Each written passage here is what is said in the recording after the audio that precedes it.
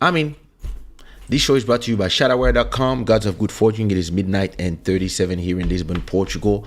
Stream royalty is Matt Music. Thank you so much for a $10 donation. And of course, thank you to all the sponsors who are supporting this show with your hard-earned Momo. So how's everybody doing? You good? I hope you're good. Listen, I'm tired. Woke up way too early today. Yeah, and I hope everybody is doing good as well. So in the next show, I will start changing some stuff. I will keep the sponsor part. This is not going to change, but this is going to change. I'm going to remove this logo here, and I'm just going to leave everything. I'm cleaning it as we're moving, as you can see.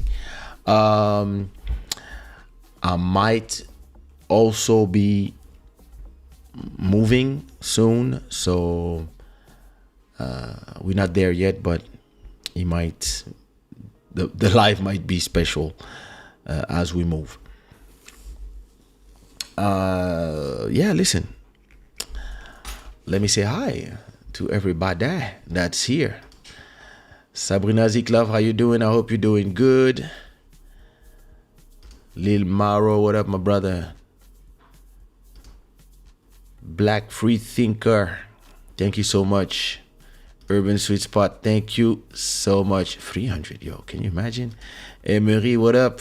300. We here, we got this. Juju Zhao, how you doing? Listen, the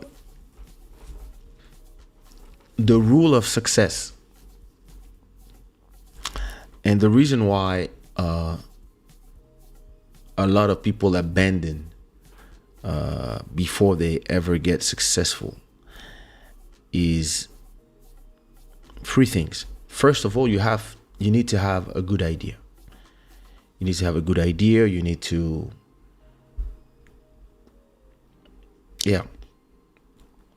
Then you need to execute properly.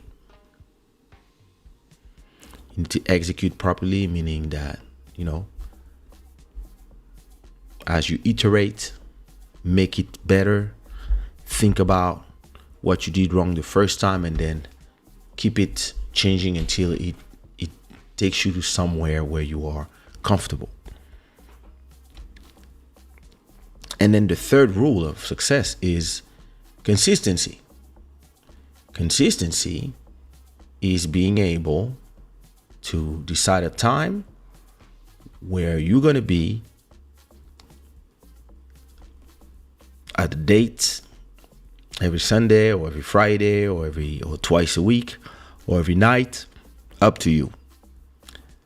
But then you have to stick to it, and you have to come there and deliver content every time, every week, when you're in good shape, when you're in bad shape, when you're tired, when you're happy, when you're sad, when you're angry, when you're frustrated, whatever it is, you have to come and deliver the content. Maybe not something crazy when you're tired. Like, nah, I'm tired, I'm sleepy today. I should have actually taken a Red Bull or something. Anyway, sometimes, and then the fourth rule of success is that little sprinkle of lucky magic.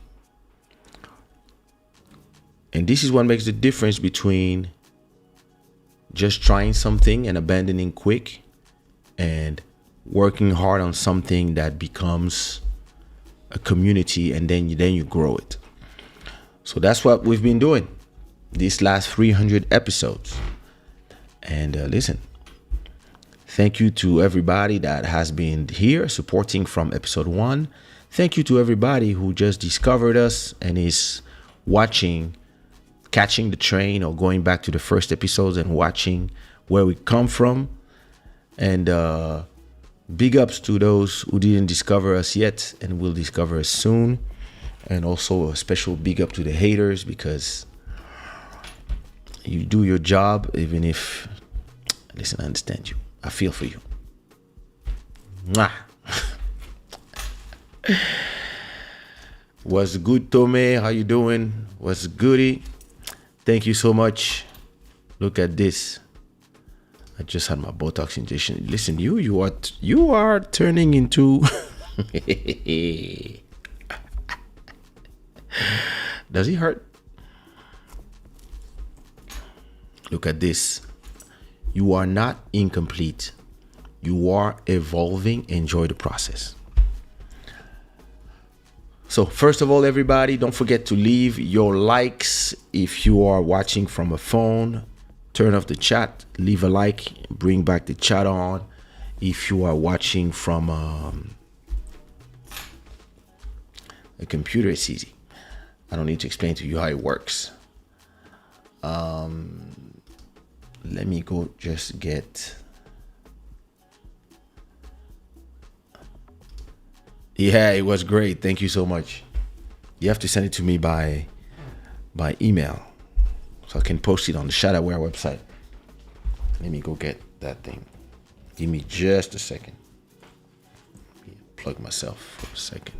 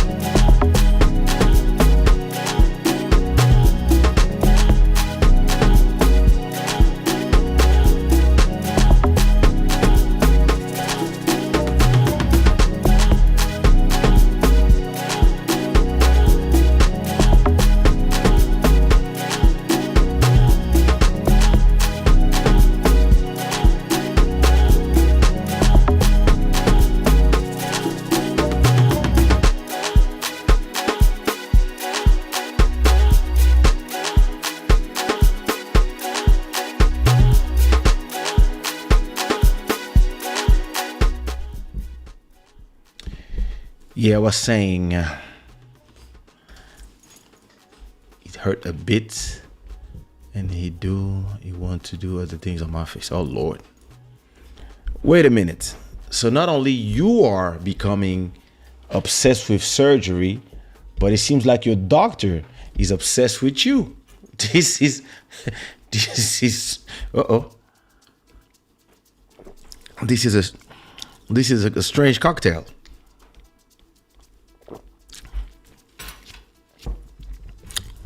He wants to turn you into who? Bodhisattva, thank you so much. Thank you so much. Listen, thank you for the 300 episode. Congratulations, and thank you so much for being part of episode 1. That's very important. That's a very, that's a landmark. So, we've been starting this YouTube live journey together back during the quarantine days. Who is calling me here? Oh. Well, I don't see your face. Okay.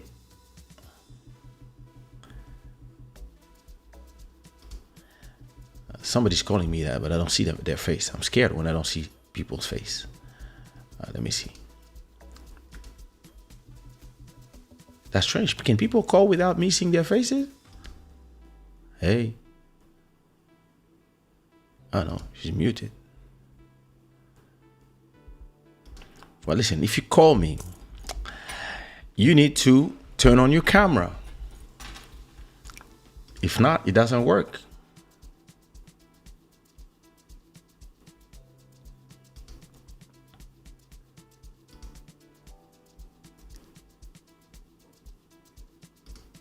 I will not hear somebody.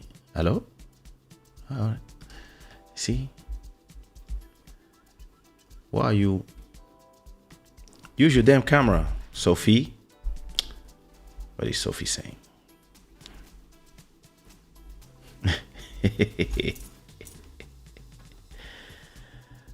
What you mean you can't write? You have a YouTube. Oh, did you subscribe to the YouTube channel? Not for everybody. To be able to talk in the chat, you need to be subscribed to the channel, and then you have to wait 10 minutes. Why do we do that? Because we had crazy people here. You guys know. That's why.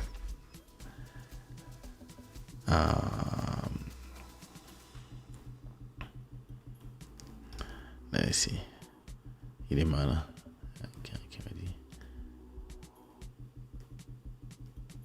Oh Lord. Vraiment. Surgeries is like some people get like dependent to surgery.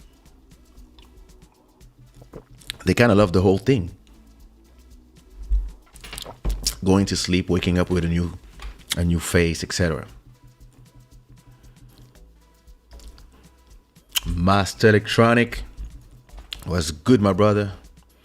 Call me un peu. Call me a little bit. You have to call me to you know. Well, let me see. First of all, Bodhisattva, I know you're sleeping, but you have to at least say hi. Just to say hi. It's just to say hi. Vraiment, it's just to say hi. Well, vraiment, quand même.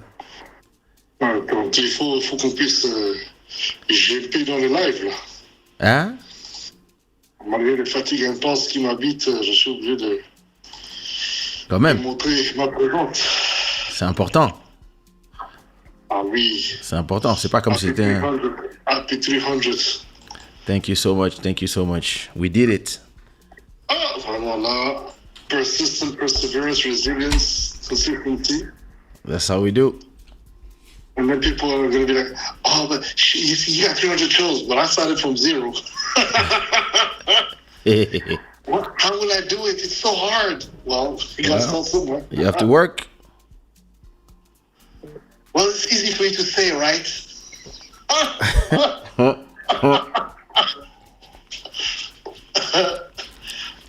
It's strange, huh? Some people, they have all the excuses in the world. Yeah, they do. And you don't understand why they're like this.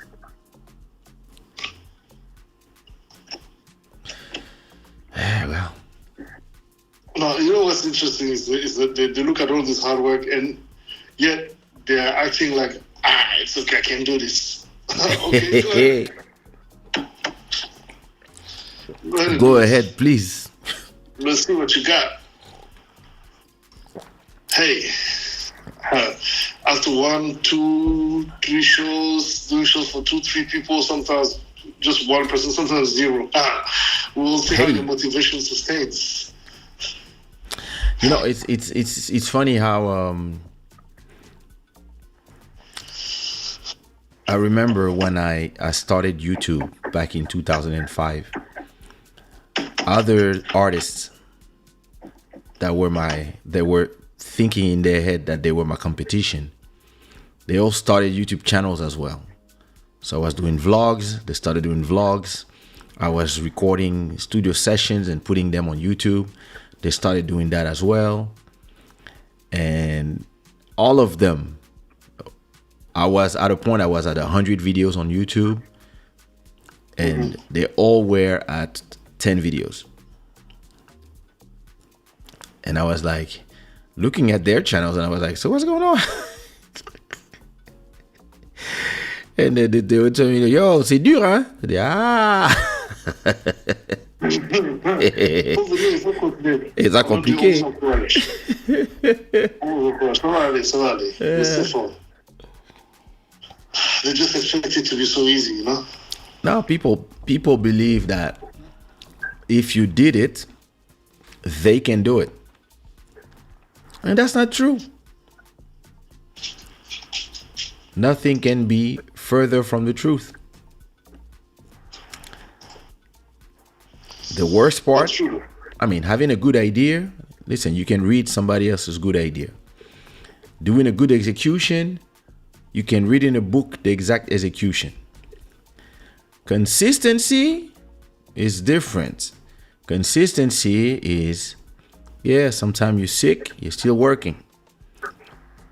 It's Sunday, you're editing. People are going to the beach, you're working. That's the difference. A lot of people, no. They look at you and they're like, yeah, I can do it too. And you're like, yeah, please, show me. It's not fair. It's not C'est du fair. mot, c'est bon. Enfant de riche. Oh, ok. T'es un rose des riches. On te connaît de toute façon, toi. T'es un rose des riches, toi. Vraiment. C'est un tomboy. Quoi?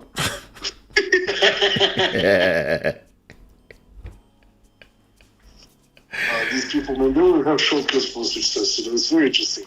I'm telling you. Every time I look at this thing, I'm just like, yeah, you can just never win. That's the issue with these people. That's crazy. Emmanuel Etienne nous dit bonjour, 300 épisodes, content pour toi, réussite tout, Kaysha. Merci Emmanuel. Embrasse ta go, non? Oh, Emmanuel Etienne! Si. Bon, supportrice numéro 1 de Quarantine Grooves. Vraiment, la sponsor. Malcolm Beach. Malcolm Beach. Thank you so much. C'est important, c'est la famille. Julie, Happy 300. Jujuzinha, a.k.a. Opération toutes les 2 semaines.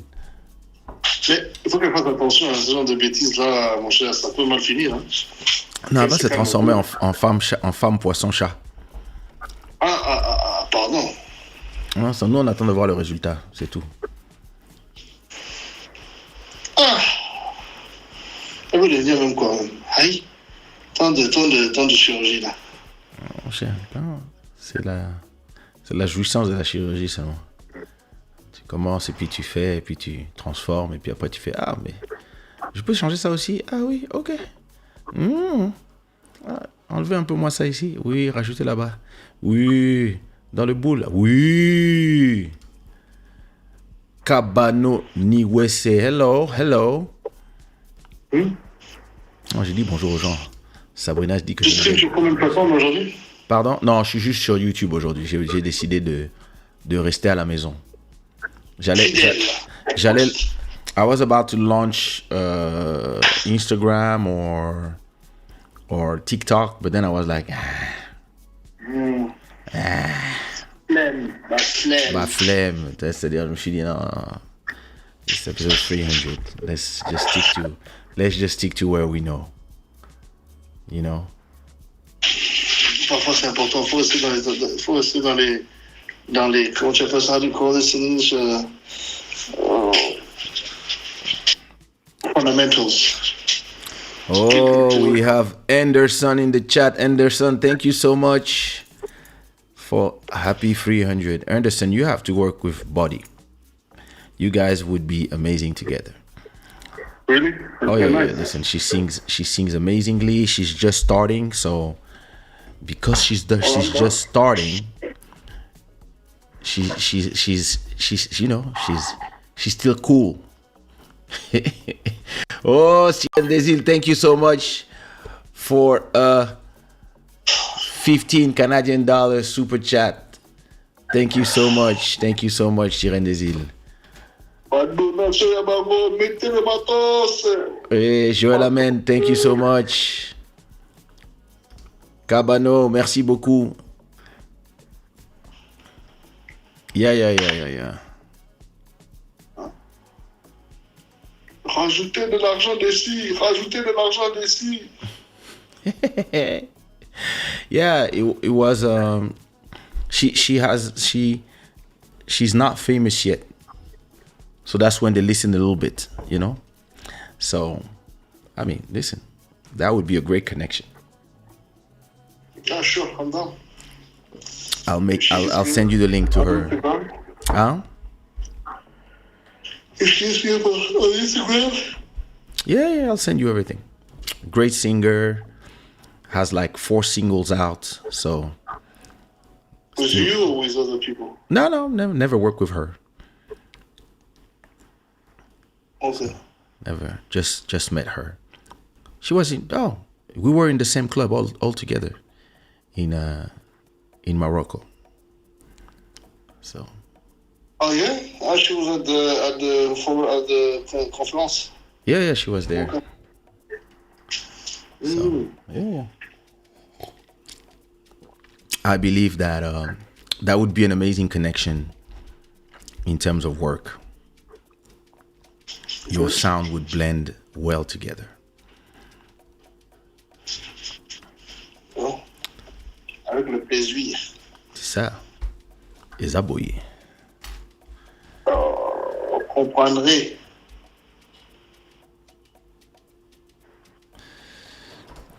Do you know Jim Rama? Yes, of course I know Jim Rama.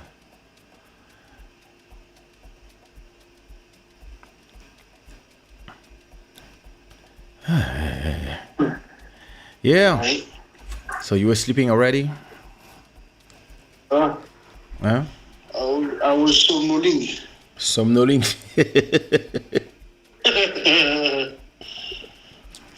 Another somnoling, hein? On comprendrait? On comprendrait que somnoling veut dire? On se dit, là, donc, les gens. Ma situation est en anglais, je me sentais de dormir. N'est-ce pas? There's somebody who's asking me every 2 comments if I know Jim Rama. Did I say yes? Didn't you hear? Why you keep asking? Sometimes, I notice that when people comment like that, it's because they're afraid you won't see what they're saying or writing. But it's like, bro, come on, man. Hi. Yeah, So now me confirming to you that I know this person. What are you going to say now? That's it. That was just for me to say, oh, his friend. Okay. That's nice. What else? Yeah. Anderson is saying, I thought we would be popping the champagne for the 300. And yes, I love collaborating. Anderson, I don't drink alcohol.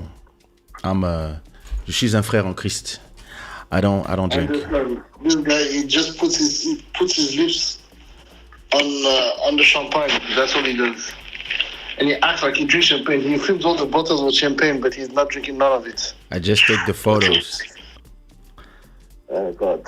I just take the photos, put a little hashtag. I mean, when I had the sponsor, we had one sponsor, right? So it was a sponsor, so that I drank. What happened with that sponsor anyways? They stopped sponsoring. Bruno Solo, thank you so much for the €5 super chat. Thank you so much, Bruno. Thank you for supporting since day one. Thank you so much, brother. C'est important. C'est important, non? C'est très important.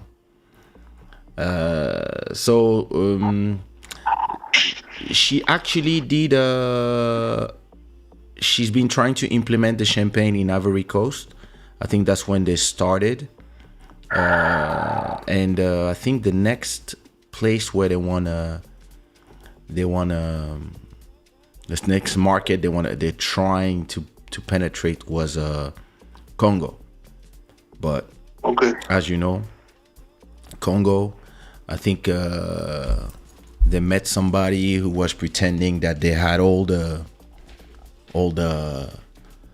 connections, and apparently another crook. You know how it is.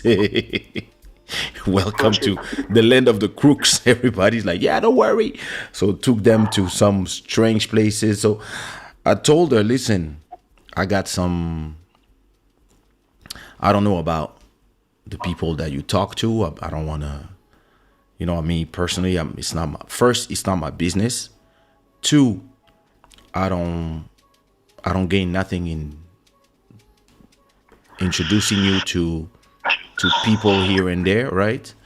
So I'm not here to compete with whoever you're talking to, because I know how it works, right? You tell them, hey, I know such and such and such, and now people start trying to circumvent you, etc. So I'm not really interested in that because we are not in business together. If you want us to be in business together, it's another conversation. So listen, Congo is a special place. Kinshasa especially, I would say that 1% out of 2 you will meet wanting to do business with you is a crook, and that's nice numbers that I'm giving. So just be careful, and everybody will pretend to you that they have solutions. If you want your brand to arrive to specific place, I can tell you that you have to do this place, that hotel, maybe that club. You have to choose the right club. Maybe I can talk to the person that built a building with my dad, the guy who owns the K Lounge, places like this. But again, it's not my business. If you already have somebody that you talk to and they're starting to, because she comes to, I know Kaysha, and the people are already like, don't worry. What? Hey, I was like, listen, you don't need to mention my name. You want to do your business with people out there, do your thing, do your experience. Once all these people fuck up, you can call me. And then we will talk French. On va parler français. Sinon, pardonnez-nous. On n'est pas dedans. But, I have to talk to her to see what's up. All I know, she sent me a video of one of my songs playing. She was in Abidjan, and she was trying to implement the champagne out there. I also introduced her. Actually, I connected her with Crystal. Okay. I connected her with the owner of Club Crystal here, and she sent a crate of bottles, and I think they are testing. They're gonna test it one night and see if they like it, and if they do, they make it happen. Oh, Matt Music, thank you so much for $20. Thank you so much for the birthday wishes. Thank you so much, Matt Music, and thank you so much for being the stream royalty with now $30 probably. Yeah, so I know the last time I connected her, it was with Amorim. I don't know how it went. She told me that she was hoping for a positive response because, she doesn't want to be in all the places. She wants to be in specific areas. Another thing do you know that I told you about B Studios? Yeah. Their podcast studio is ready. Oh, nice. And they told me we can use it whenever we want for free. That's nice. Yeah. So we should. Yeah, for sure. Yeah, Anderson, pop the champagne for me. Pop the champagne. Send me the video. Send me the video of you popping the champagne. I'll post it on the screen or the photo.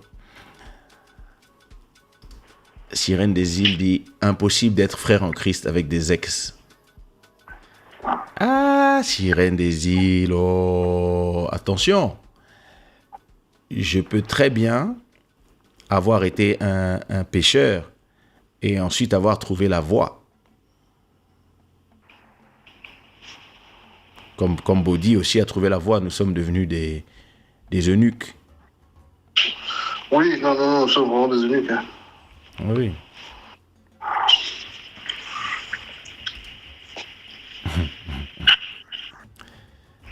Que voulez-vous? Tu es sapé de... C'est Cabano ou Niwese?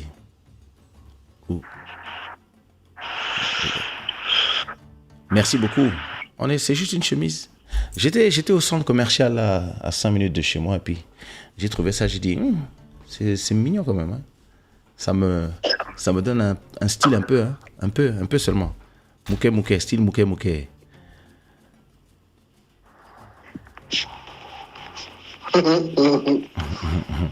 Oh, Drill Camp TV. Happy 300. Thank you so much, Drill Camp. We're still waiting for you.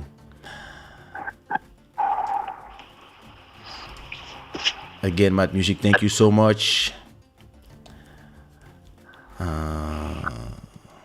Yeah. Yeah, so Bruno G Star told me that the studio is ready. Let me send you on WhatsApp the photos that he sent me. And I think he even has somebody to take care of the how you call this? You know, whenever you are doing your thing, and there's somebody that take care of the camera, the montage, all that stuff. Okay. So yeah, it looks nice. He has a switcher. He has 3 cameras, lights. So it's geared for DJing, but you can. I'm not sure if he sent me some. But he really wants to make it a podcast studio, and he said, listen, as long as you teach me how to do a good podcast and give me the right, the right information that I need in exchange, you can use my podcast whenever you want, my studio whenever you want, whenever it's free. I was like, that's a fair deal. It's a fair deal indeed. Especially when I have a guest. I mean, I can use the interview mode here, but whenever I have a guest, this is always cool. So it definitely is very nice. That's good to know. It is. Sips Run, thank you so much. All right, man. Let me continue talking with my people, and I'm gonna let you. No, if you want to, if you want to stay, you turn on your camera. You can turn on your camera from bed. It's okay. Je suis fatigué. Et puis je ne veux plus montrer mon corps comme ça sur Internet. Les gosses sont trop troublés après. Elles disent qu'elle n'a pas à dormir. Elle dit, elle voit ses épaules massives et ses bras costauds. Elles ont des idées saugrenues qui balancent dans l'esprit. Quel est cet émoi qui me traverse? Qui me transperce. Je ne comprends pas. Ça vibre. Mais... vertige dans l'amour. Vertige en l'amour. Bon, baguette. Yeah, you can call whenever you want. Okay. No, but I don't know, man. My eyes. I'm just like, yo, enough of exposing myself on Club Shada. Like, no, I need to from this point on. I need to present myself accordingly. No longer falling asleep. I've got to come correct. All right. Well, peace out. Ciao. Ciao. Yeah, let me, before I take a caller, I can do it. We can do it together. Joel Amen. Right. What up, cousin? I'm okay. You okay? Coming from work. Yes, a little tired. Oh, me too. Listen, I had to take some energy drink because I was like, listen, in my next house, that I visited a house. Mm-hmm. We love it. And in that, I mean, we did a proposal. We don't know if we can rent it, but if we can, we will have extra room. The living room is twice the size of this one. The rent is twice this rent. But whoa. Yeah, listen. But I have three bathroom instead of one. I got in a family, with kids and wife. Listen, 3 bathroom changes everything. I have amazing view on the water. I have 3 bedroom. And everything is bigger. I think it's 50% bigger than this one. Yeah. and I can have my own room Studio. that I can do my own thing.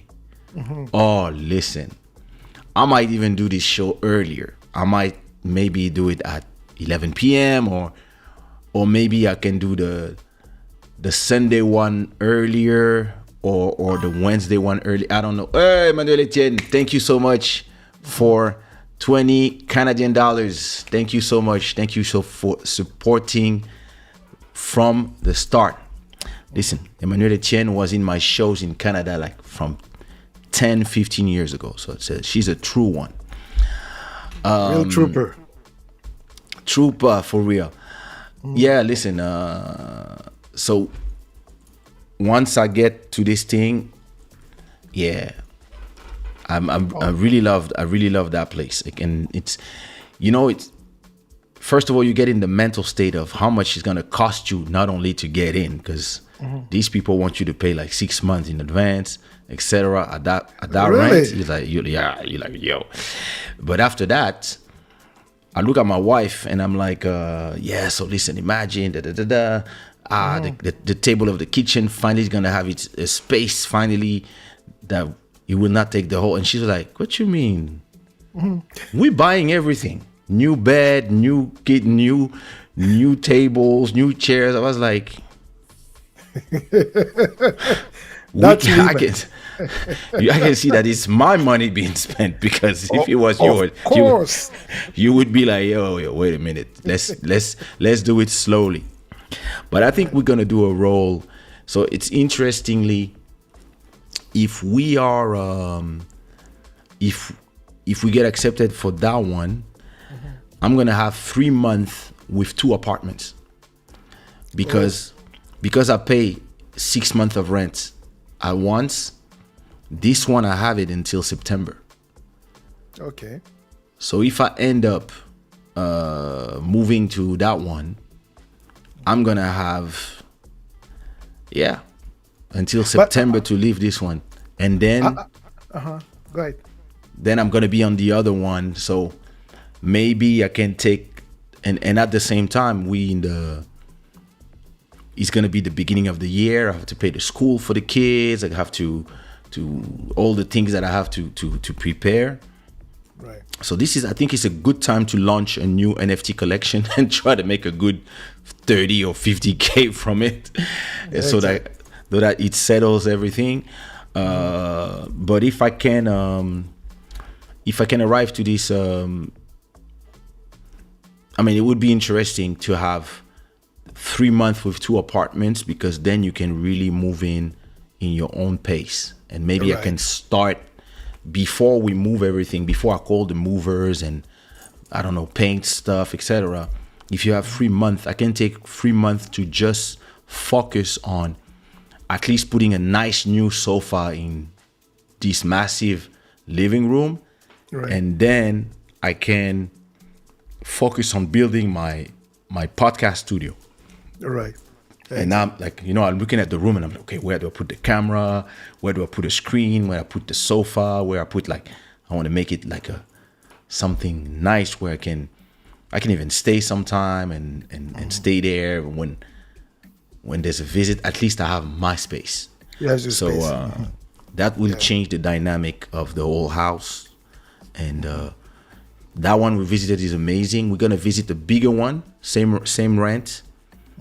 The only difference that I've been thinking about is that I don't know why they do this in Portugal, but they tend to build bathroom without windows. They love to put the bathrooms not far from the bedrooms. That's normal, but they don't think it's important to put windows in the bathrooms. They're usually in a corner somewhere and like wall to the other apartments from somebody, and they don't have bathrooms. At least there sorry, is they an don't have exhaust windows. fan. Yeah, there's an exhaust, but it's not the same thing. Like, listen, especially when you take a shower. Like, if you take a hot shower, you want to have, you want to be able to even just open the window and let all the air come out, so that the air is refreshed and you're not full of fog and Yes. I mean, these it's right, but for example, in my house, in my basement, I have one of the bathroom with a shower and all that. There's no window because it's in the basement. So whenever yeah. somebody showers there, they need to turn on the exhaust fan. Okay, here we have something that is kind of automatic, Okay. but it's not the same as. And listen, I don't even know if this thing is not already like bouché, but it doesn't do the same as having a good window. So Okay. that apartment that I visited has 2 bathrooms with 2 bathtubs and 2 electric blinds that open like big, like rectangular windows. Yeah. And for the 2 bathroom, and one is in the first suite and the other is in the second suite, and then the third one I use it as an office. That's amazing because it changes everything. Exactly. First of all, I can say, yo, this is my bathroom, you girls use that one, so all your girls bordel goes there, and me here, I don't want to see you there. And the one I'm visiting Monday is different. It has an extra third bathroom Okay. and maybe bigger room because this one is like 20 square meter more. Okay. And it's not far from here. That second one. The second one. And there's a nice cafe under, so kind of interesting. But all 3 bathroom Yeah. have no bathtub, only showers, and no windows. Oh, So now you're like, okay, which one I pick? bigger place, 3 bathroom with showers, or big place already, big enough already with a beautiful view, and 2 bathroom and bathtubs and windows. Right. Yeah. When it comes to the living room, both are massive. Everything is in the same area, and the price is the same for both. But one is I think 160 something meter. The only one is 185. So tell me, how much does it cost, for example, to get a mortgage for the same size apartment? How much would that be? Okay, so listen, I'm not familiar with what a mortgage is in terms of North America. So when you say a mortgage, you mean to pay it? A mortgage? No, I mean it's the financing from the bank for you Okay. to own the place. Yes. I think you have to have 20% of the final product, final Okay. price. So here it's 10%. So 10 if you have a good credit, and Okay. then if you kind of borderline, financing companies, the banks, they may ask you for 15. Yeah, I think here is the same. Okay. 10, 20. And actually that's my next move. My next move is this. And the thing is, it's like if you wanna live in the expensive, good neighborhood where I live, it's the most expensive in the city. It's gonna cost you for 150 meter more or less, plus 3 bedrooms. You are around minimum of 2,300 euros per month Okay. in this type of neighborhood. And Lisbon is hot. Lisbon, like when I moved here, I could have the same type of place for 1,000, 1,003, 1,002. But with the number of Americans that are running away from America, a number of migrants that we are having coming here from everywhere, Canadians and all that. Canadians, Americans, Brazilians, Russians, Ukrainians, Germans, UK. But UK, they go more in the south. But listen, this is really the city where there's a lot of digital nomads that want to come here. There's a lot of influx of people, which is great for the economy. But at the same time, I think, interestingly, Lisbon just became hot out of nowhere. It's like when you do music. You're going to do a bunch of songs and people are going to love your music, but your numbers are going to be steady for years, just like me. Years of, listen, you're making your good money, you're making 2,000, 3,000, 4,000 every month.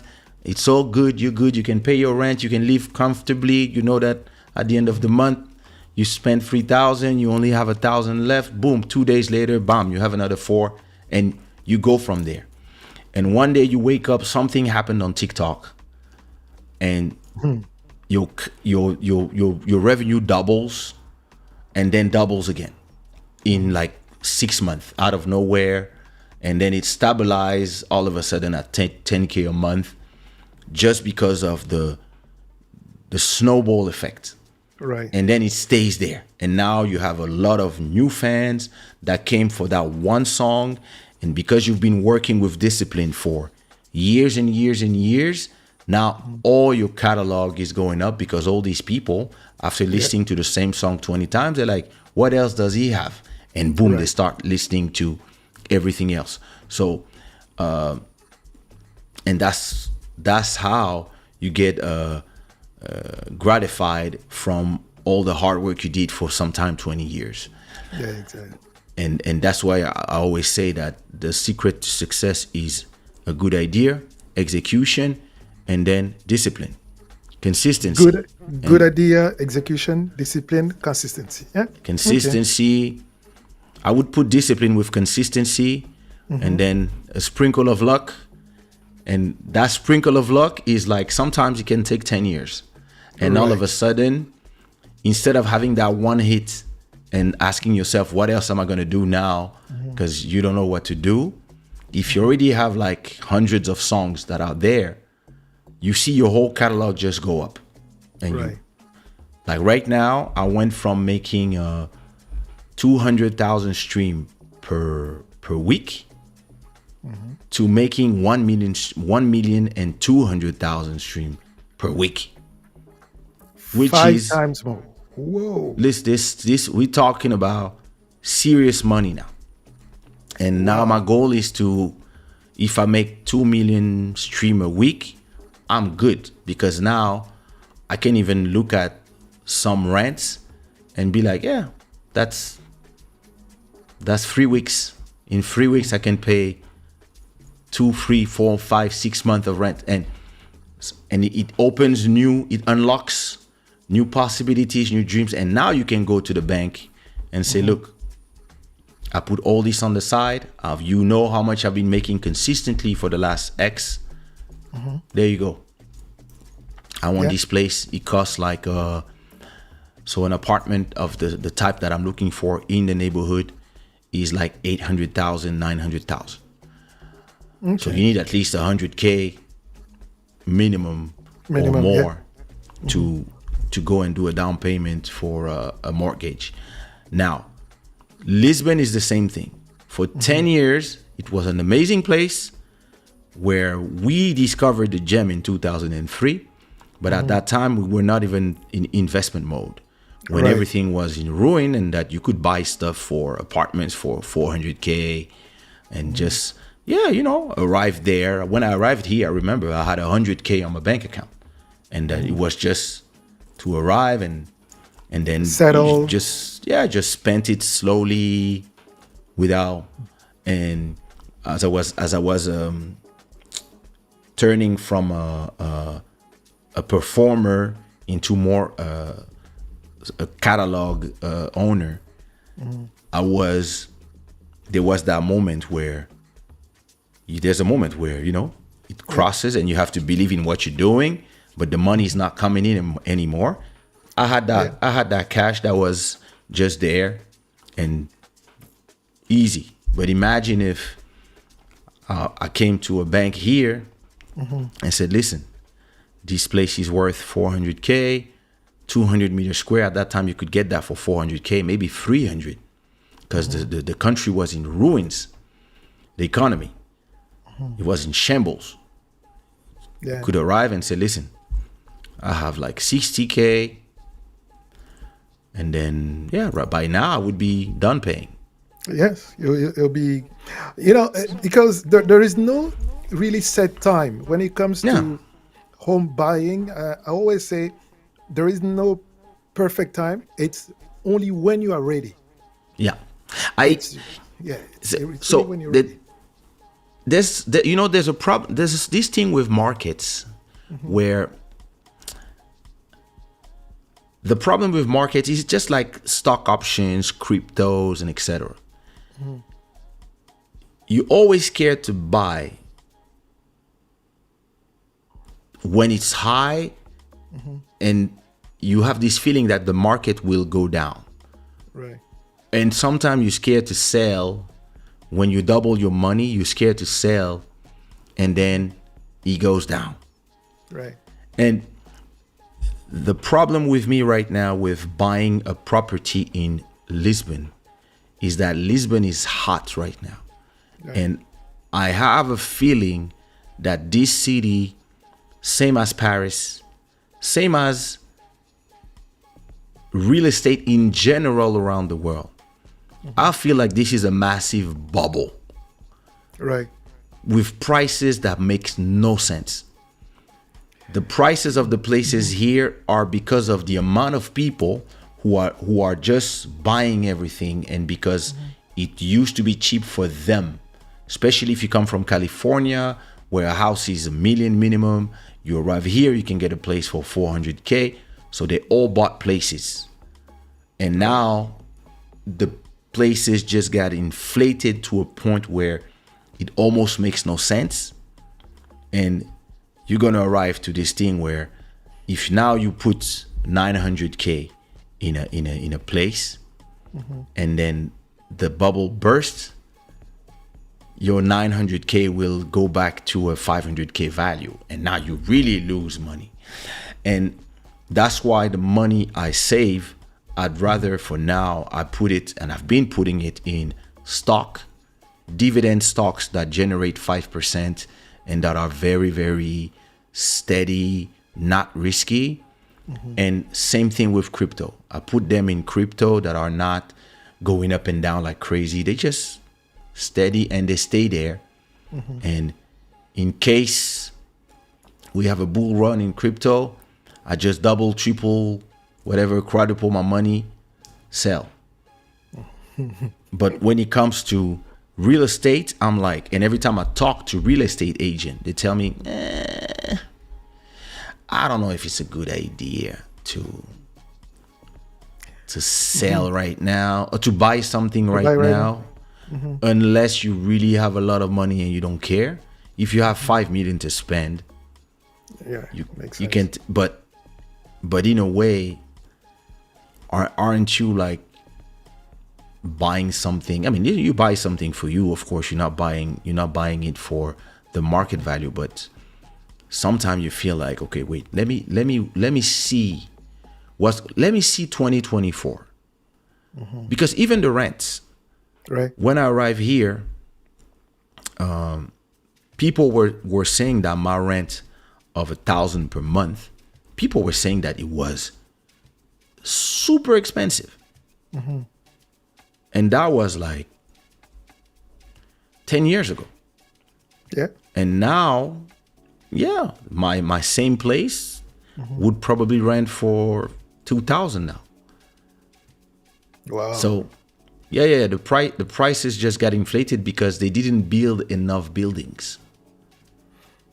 So now they are in this position where to build new buildings, let's say you want to build like 10, 20 new neighborhoods to to satisfy the demand in the market, right? It's gonna take 2-3 years to build them. In the So meantime, the houses in Lisbon, are they built all with bricks or a mix? I think it's brick and metal frame. Metal They're frame. very good in construction. They listen. Buildings are popping up everywhere, especially on the other side of the bridge. There's a lot of things. My thing for me is I just put my daughter in a great international school, private school, and it's not far from the house. So I don't want to leave the neighborhood. Like now I have another good reason to not leave that area. So, but at the same time, yeah, you want to buy, you might want to wait, because I believe that 2024, especially with all these quantitative easing that the US are doing, all these dollars they're printing, the EU, all the money they're spending, like if you have a credit crunch, goodbye housing market. And Exactly. that's when, if you like me, you are cynical, you like because another problem is that a lot of people from outside are buying apartments in Portugal to turn them into Airbnb, because tourism is booming Right. now. If the world economy, if the US economy crashes for whatever reason, it's 12 banks already, right? Yeah. If the US economy crashes, you end up with a credit crunch here in Europe, and all the people who have properties that are on variable rates Wow. in their credits, and nobody learned from 2008, because apparently 85% of the Portuguese people, they have variable credit rates on their houses. Wow. All whatever they pay per month will double, and a lot of people will be forced to sell, and the market will crash. Now that's when I'll be like, hey, hello, hello, we back in 2007. I'm ready now. Yeah. I know, because somebody was asking me about the housing market in Lisbon. I was supposed to call you and ask you about all Oh. these details. And Well, then yeah, you I can was send him. just- You can send him to that video. MJ Wemoto, what up? Thank you so much. 300. Can you imagine? Oh, Drill Camp is ready. DJ Rock. Listen, look at this guy. Comes in the chat to say congrats, and I've been inviting him to come talk about the show. Listen, DJ Rock is the biggest Kizomba festival organizer. Like, he has a festival called Like Festival. This is the best festival. Okay. It's amazing. And I'm not saying this because I got free tickets every year. It's really a great festival. And I would love to have him on the show, talk about the festival. But this guy, I'm on. Maybe he needs some help setting up his camera and all the stuff. Well, listen. Talk to Joel. Talk to Pastor Joel. Oh, Did you come see? on. Listen, in that TikTok live? That was crazy. And I'm like, no. I I'm was not like, staying oh, here. I'm Pastor going Joel on. can help you. You run away. Hey, CK Control, what up? Oh my God. That was crazy. That was crazy.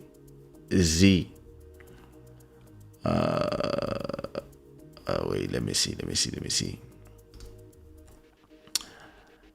Damn, the chat was, we were there talking and the chat was moving by itself.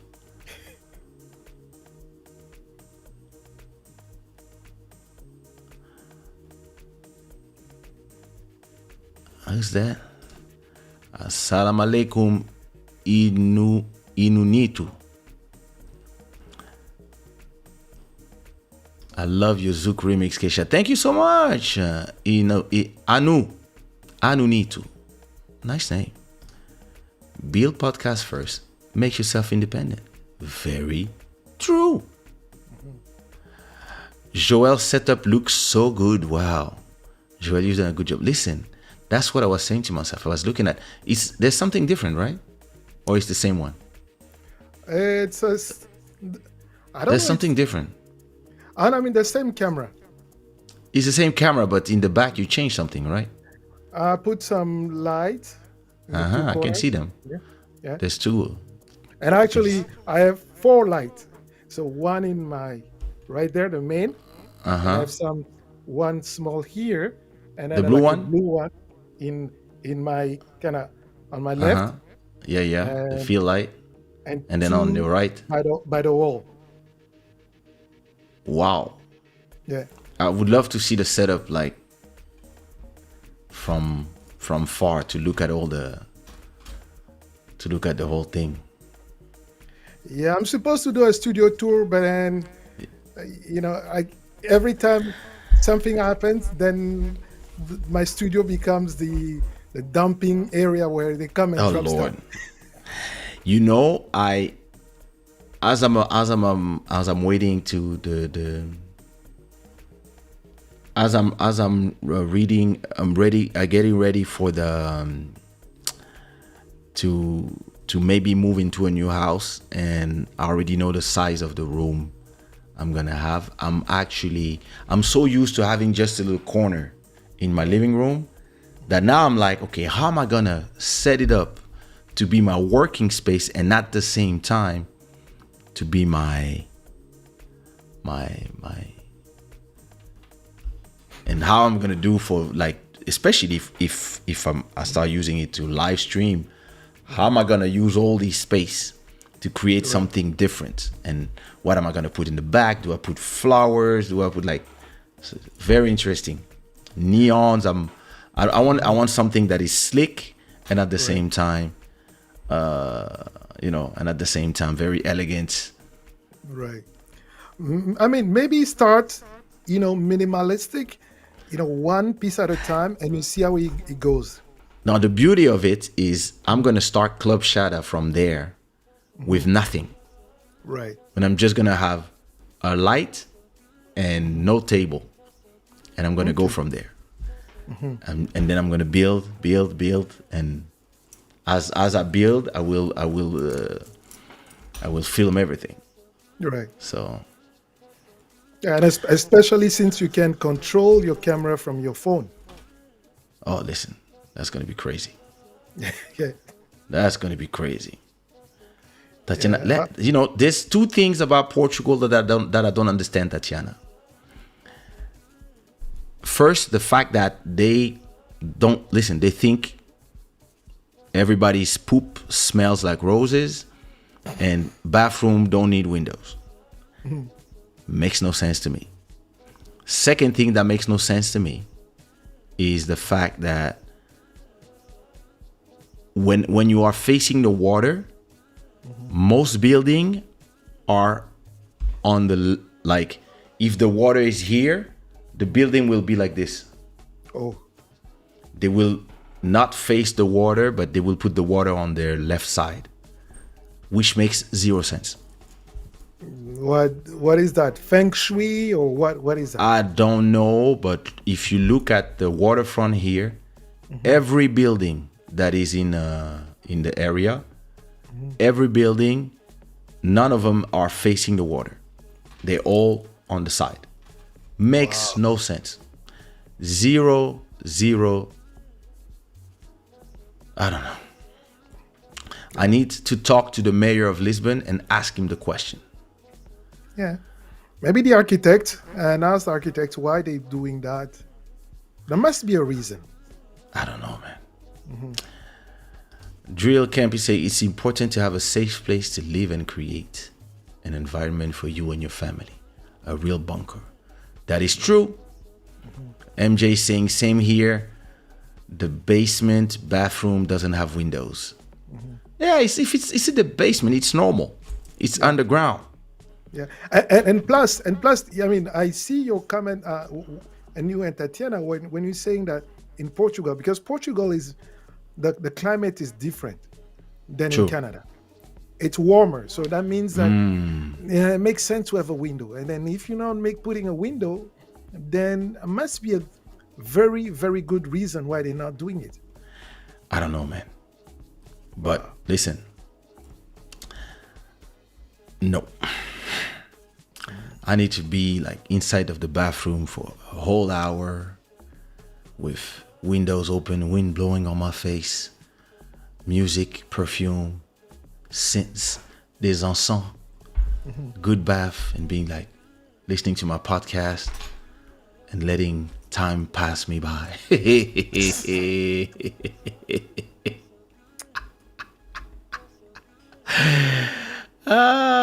The houses are humid and without window is a nightmare. Yeah, because especially me, I'm in front of the water. For the humidity, you need a good, you know.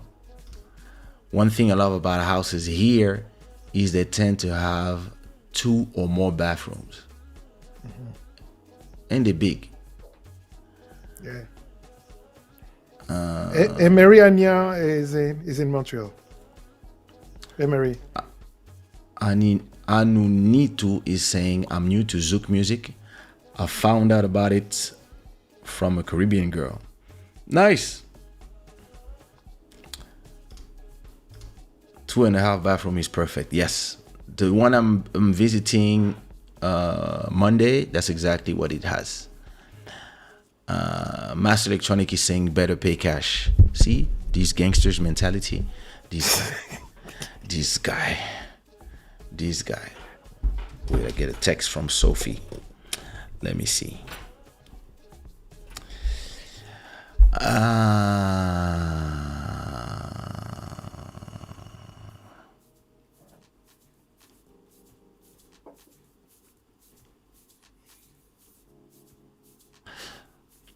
Wow. Merci.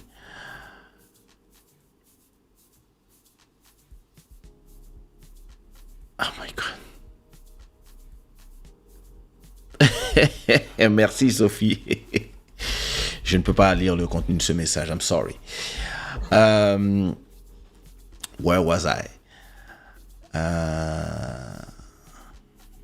Emmanuel Etienne comment. Les gars là sont aussi en pyjama sans maquillage, t'inquiète. Non, on connaît les gars d'ici, elles viennent jamais en caméra. Elles ont toutes déjà enlevé leur perruque, tout ça. On sait comment ça se passe.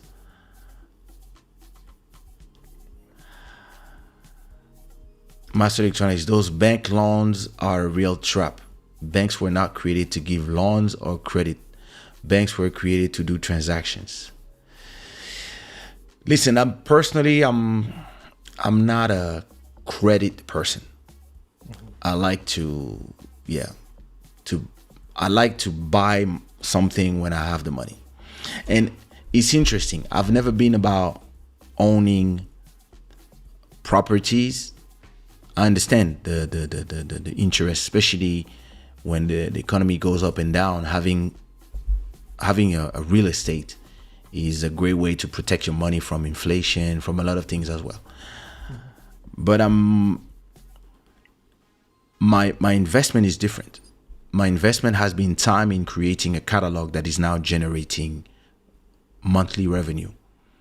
So I can actually be a renting. It's not something that I feel like, oh, I'm wasting my money. No, I'm renting a place, and when I get to that moment where I'm like, oh yeah, I'm ready to buy, boom, that's when I do it. Yeah, it's the compound effect. Exactly. Especially if for people, and when we say to people, buy a house, it's whenever they are in a mood of investing money, putting money somewhere that can produce some result, and they're not so savvy to go into stocks. So if you're afraid of stocks, then buying a house becomes a good opportunity because, for example, here in Ontario, in the province of Ontario, For people living in the Toronto area, around Toronto, Yeah. housing pricing has been going up since, wow, since I came in this country. I remember people who bought houses 26 years ago, it was like around 200K. Now those houses, they valued at more than 1 million. Wow. Oh yes. Listen, the houses here, when I used to come for shows, people were telling me, yeah, we can have a house for 100K. But listen, you could buy a building in like in the center of town. You could buy an abandoned building for 100K with 4 floors, a full-fledged building. And you could then on the market of today, 15, 17 years later, now that every building has been bought, if you have the last building here, you could sell it for 4-5 million Right. to a developer. Right. And you can even say in your deal, hey, listen, I'm selling you my building, but the apartment you will build, the penthouses you will build on the last floor, you're gonna build 2 of them. I want 1 for me. Right. And it's part of the whole deal. Exactly. You can do that. But at that time, when people were telling me that, I was like, huh? Yeah. Like, I because I was living in Paris, so my goal was to buy something in Paris. So, and then my mind was not as savvy in and developed into the business as it is today. Right. So I was not really seeing all these things as far. And now that I'm there, I have to wait a whole cycle to arrive I'm in this cycle where I have the cash at hand and the market is in the right place. Exactly. And then and listen, this can go fast. Yeah. You can win the lottery. You can sell a full NFT collection and make 200, 300, 400. And now you're talking to the bank like, okay, I'm supposed to bring you 10%, 50%. What do we do? What do we do? And then you will pay the same rent you're paying, But you own that. but you will place. own your stuff. Yeah. Yeah. So Yeah, because today I was talking with one of my colleague at work, and then he has his cousin he has like already bought 4 houses in the last 6 years. So he buy one, he stays there for a couple of months, sells it, yeah, and he's making 20, It's 20,000, yeah, 20 to 30K per house that he has done it. yeah, flipping is, but that's when it's really your business. That's not my main business. My business is not buying and selling house. That, listen, could be one day. My business is creating musical, artistic assets Right. from multiple type of arts that generate money. That's the business I'm in. But yeah, listen, you can buy a little studio, wait a little bit, sell it with an extra, buy some old stuff, rebuild them, resell them for a higher value. That's how you start, right? You start with a little 1-bedroom for students. You do 1, 2, 3. When you have enough capital, you buy something bigger, and then you go from there. Right. If you started like 10 years ago, oh, listen. You set. Oh, you set. Sengboni Telito is in the house. I was so happy to be with Sengboni in Rabat. We finally seen each other after I don't know how many years. It was so cool. And listen, the crazy part is knowing that Rabat is like an hour of flight from here. So I was Really? like, listen, yeah. From Portugal, like Casablanca is 1 hour. Casablanca is actually, you take off, you land in Casablanca in 60 minutes, and then 1 hour and 15, you're in Rabat. Wow. Yeah. So I plan to, I think this summer, I'm going to check. I have to do a new passport for my daughter. But I think I'm gonna go spend weekends out there. You know, Why quick not? weekend. Why Listen, 1 hour. Yeah. This is a cheap flight, and Yeah. you go from the seafront to the other seafront, and you can be with the sister. It was so cool to be with Semboni. That's crazy that 1K is cheap now. I remember when people were telling, I was telling people, yeah, I found this place in the neighborhood that I always wanted to live in, Expo, and there was, how much is the rent? I was like, yeah, it's 1K. They were like, what? 1K? Oh my God, that's a nightmare. This is super expensive. But because the average price, the average salary in Portugal for Portuguese people is 800. The minimum wage is 800. So 1,000 was just impossible for most people. This is why this is the rich neighborhood.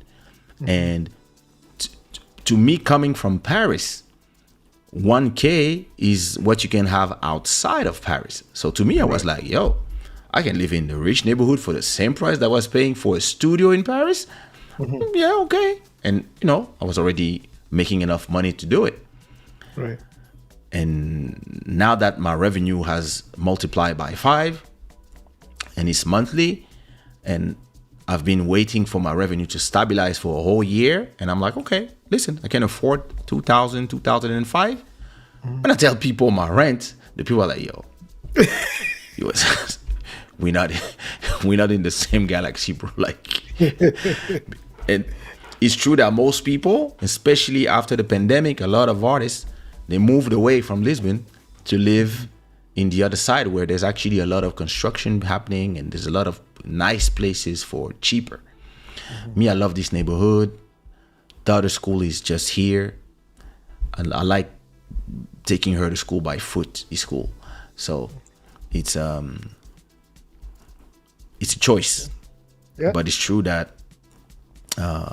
when I look at the prices, like 20 years ago, when the first time I came here was 20 years ago. Listen, and the worst part is 20 years ago, from CD sales, we're making so much money that you like, oh Lord, like you could just spend like every year 30,000. Wow.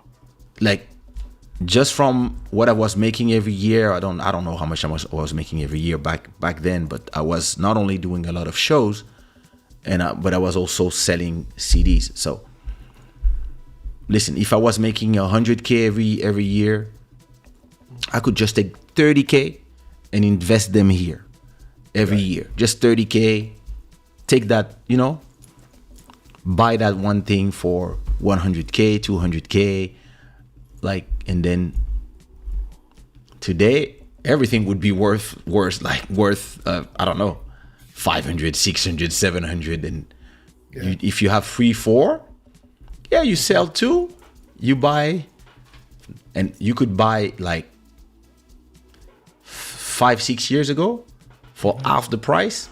You had a 200 meter square with 4 bedrooms. But again, life is like this. Life is a question of the successions of collisions of where you are and where the world is. At that time, not only was not in my head, but I had only one son that was not living with me, and I was single. So I was not thinking, one day I'm gonna need 4 bedrooms. Exactly. No, I mean, that's why I usually tell people, listen, having children, it's a blessing, especially for men. It's a blessing because those children will kind of make you do your best, push you to do more. Yes, true. Yeah, completely. When I had my son, listen, I was really, I don't care about, listen, I can eat I can eat pasta and butter. I don't mind. I always had some 10 cans of bolognese sauce and 4 or 5 packs of pasta. And whenever funds were low, I would eat my pasta and I didn't care. And I lived in my studio. And listen, I was always outside performing somewhere, going to the restaurants, going to the movies with different girls. And I was not into this thing. When my son was born, I was like, oh, he has to eat. So priorities. Priorities change, and that's when On Dit Quoi came out. Now I had some steady money coming in from lots of shows, sales of CDs, start the label, produce Sumi. Now I had and now I was still in my studio because I lived probably a third of the year in Paris. The rest of the time I was in a plane or a hotel. And I had, I was paying the rent for my girlfriend and my son all of a sudden because, and so now you have to pay the rent, you have to pay the food. These kids, they decide, of course, to be lactose intolerant. So, of course, their milk, instead of being €4 like everybody else, is 30. So now you know that at least one of your shows pays for the rent, the food, and the electricity, and this and that. At least one show. So that one show is a show for free. Right.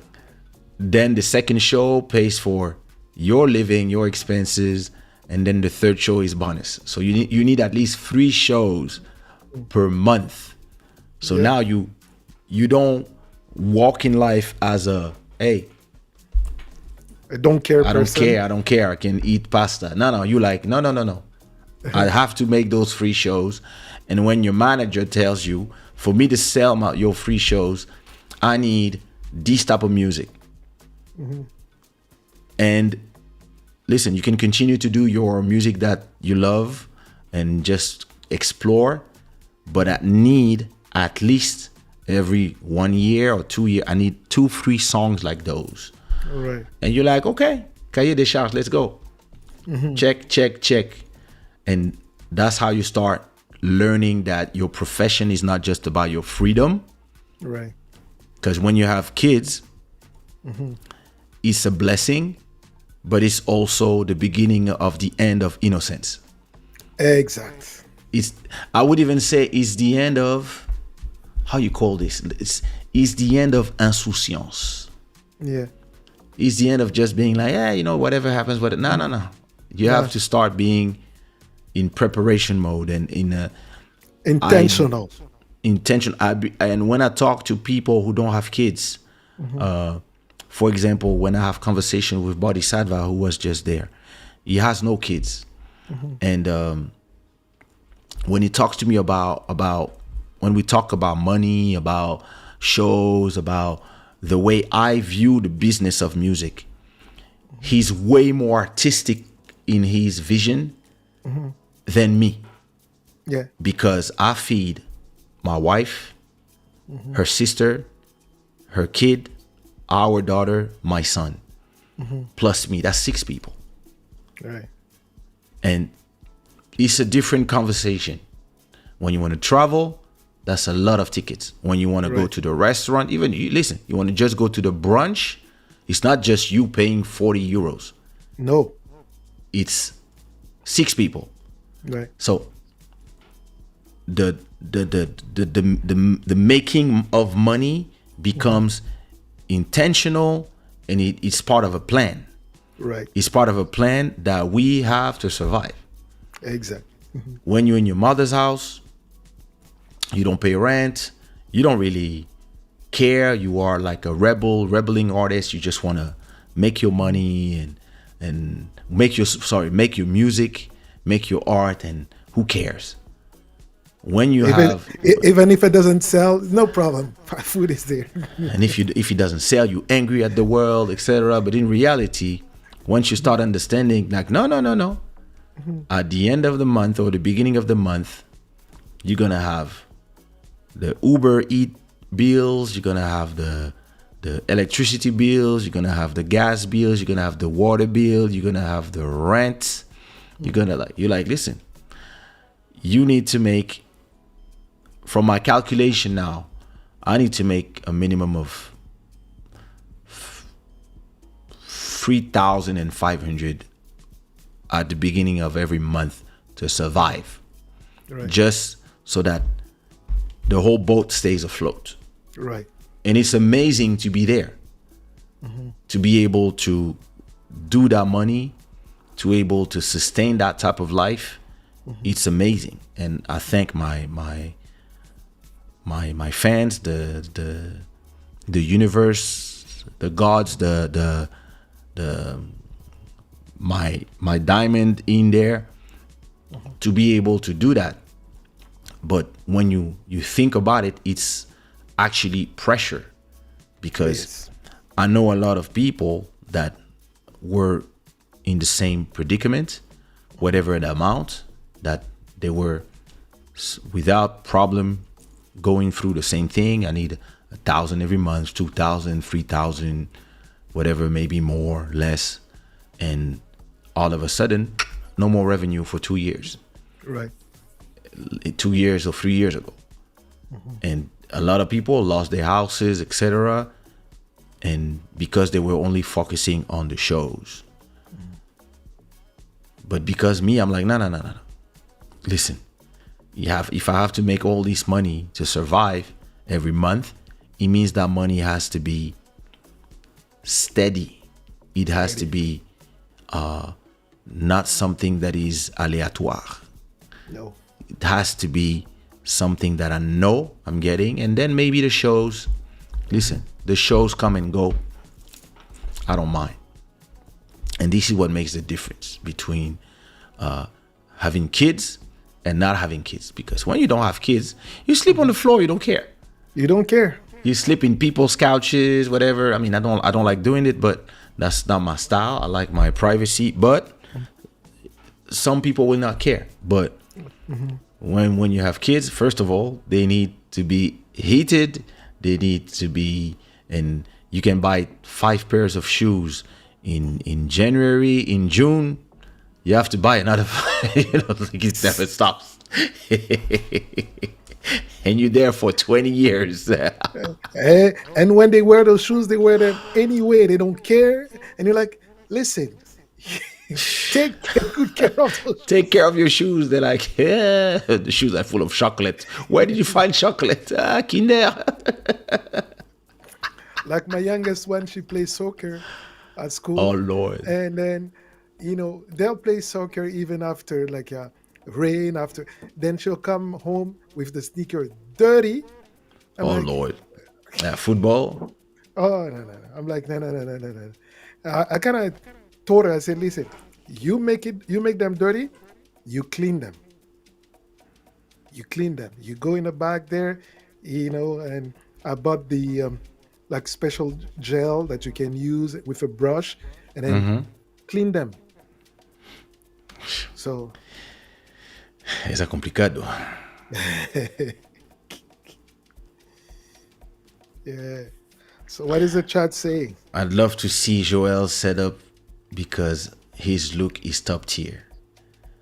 Look at that. Oh, You listen. I hope I know you subscribe to Joel's channel, but you have to go and check it out. I just need to upgrade my lens to a 24mm prime or something. I don't even know what. I think I have a 16mm on the Sony APS-C. When we bought our house in 2020, the market was very quiet, and because everyone was scared to buy because of the pandemic, interest rates were very low. Turned out to be a good move. Congrats. Yeah, listen, the thing is this. When the 2021, 2020 22. During those moments was if you had cash on hand, yeah, opportunities were amazing to buy a lot of things that people could not even afford anymore. So like the banks end up with a lot of houses, restaurants, commercial spaces in their hand for a whole year. Right. And when they reopened, there was QR codes everywhere. So he just made it complicated for a lot of people. And yeah, I've seen a lot of restaurants exchange hands, a lot of commercial places, stores turn into something all different because yeah, some people are like, nah, I'm selling. Or yeah. And like when people need cash, that's when, listen, the rule of money making in investment, when there's blood in the streets, that's when you have to get greedy. When people are scared, that's when you have to be greedy. If not, I wish we could lock the interest rate for 10 years. Yeah. Listen, the first thing I'm going to do if I take a loan, and I wish not to take one, but if I do it, I'm going to lock my interest. No variable thing to make an extra 200. I'm not interested in that. I'm not interested in that. I know a guy who works in Australia. You know what I love about Club Shada? I'm like, yeah, we're going to do a super episode of Celebration 300. And no, we end up talking about... That's the beauty of this show. This show does what it was. I know a guy who works in Australia and used the financial power of earning there to buy properties in cheaper countries like Thailand. He has purchased almost a property every year for 14 years. I follow a guy it's a French guy who lives in Thailand, and he's been buying properties to rent them. He bought in Spain, he bought in Thailand, and now he's talking about buying in Ukraine after the war. The guy is already ready. Listen, cynical people, they make the money. There's also a YouTube channel. They're doing something that is very interesting. They buy houses in Dubai, but you can participate in the sale. Any amount of money you want. So let's say they want to buy a house for 300,000, and you have 100. You can invest 100, and when they resell the house after redoing everything, whatever, they put their cost, maybe 100K of renovation in the house, and so and they resell the house for let's say 600K. They remove the 100K of renovation, and now the 400K of the sale, they share it with everybody that put X. So let's say you put 100 for a house that they bought 300, and they sold it for 500K. Maybe you get 130 or 140 back. And if you wanna sell like 1,000, you wanna invest 1,000, 10,000, up to you. And I think that's super interesting because sometimes you say, listen, anybody can get in. You just say how much you want to put, and it's for them, it's fresh capital, right? Because they have like millions of followers in their YouTube channel.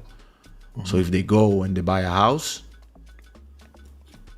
they make the money from it. So imagine you do something like this in places that are like, I don't know, like Stanton, Cape Town, Kigali, Ghana, even Kinshasa, like Gombe, like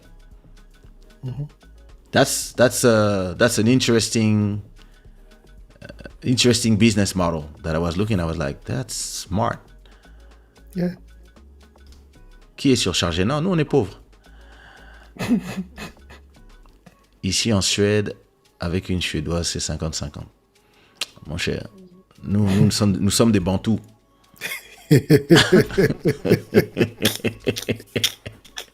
Et la famille de la femme ne sont pas la bienvenue dans le foyer. Wow! Wow! Vraiment, vous vivez la Blanco life. Nous, non. No, Nous, no. nous, on a ramené nos cultures avec nous. Another thing to do is buy land in areas that will develop in 5 or more years. The right investment there will be a gold mine. Yep, exactly. Yep. Of course. I mean, that's what I could have done in Portugal. And listen, like Spain was a good place. Now you have to look at where is the next Lisbon, Right. because the trend will end at a point. When the trend ends, that's where you have to invest. I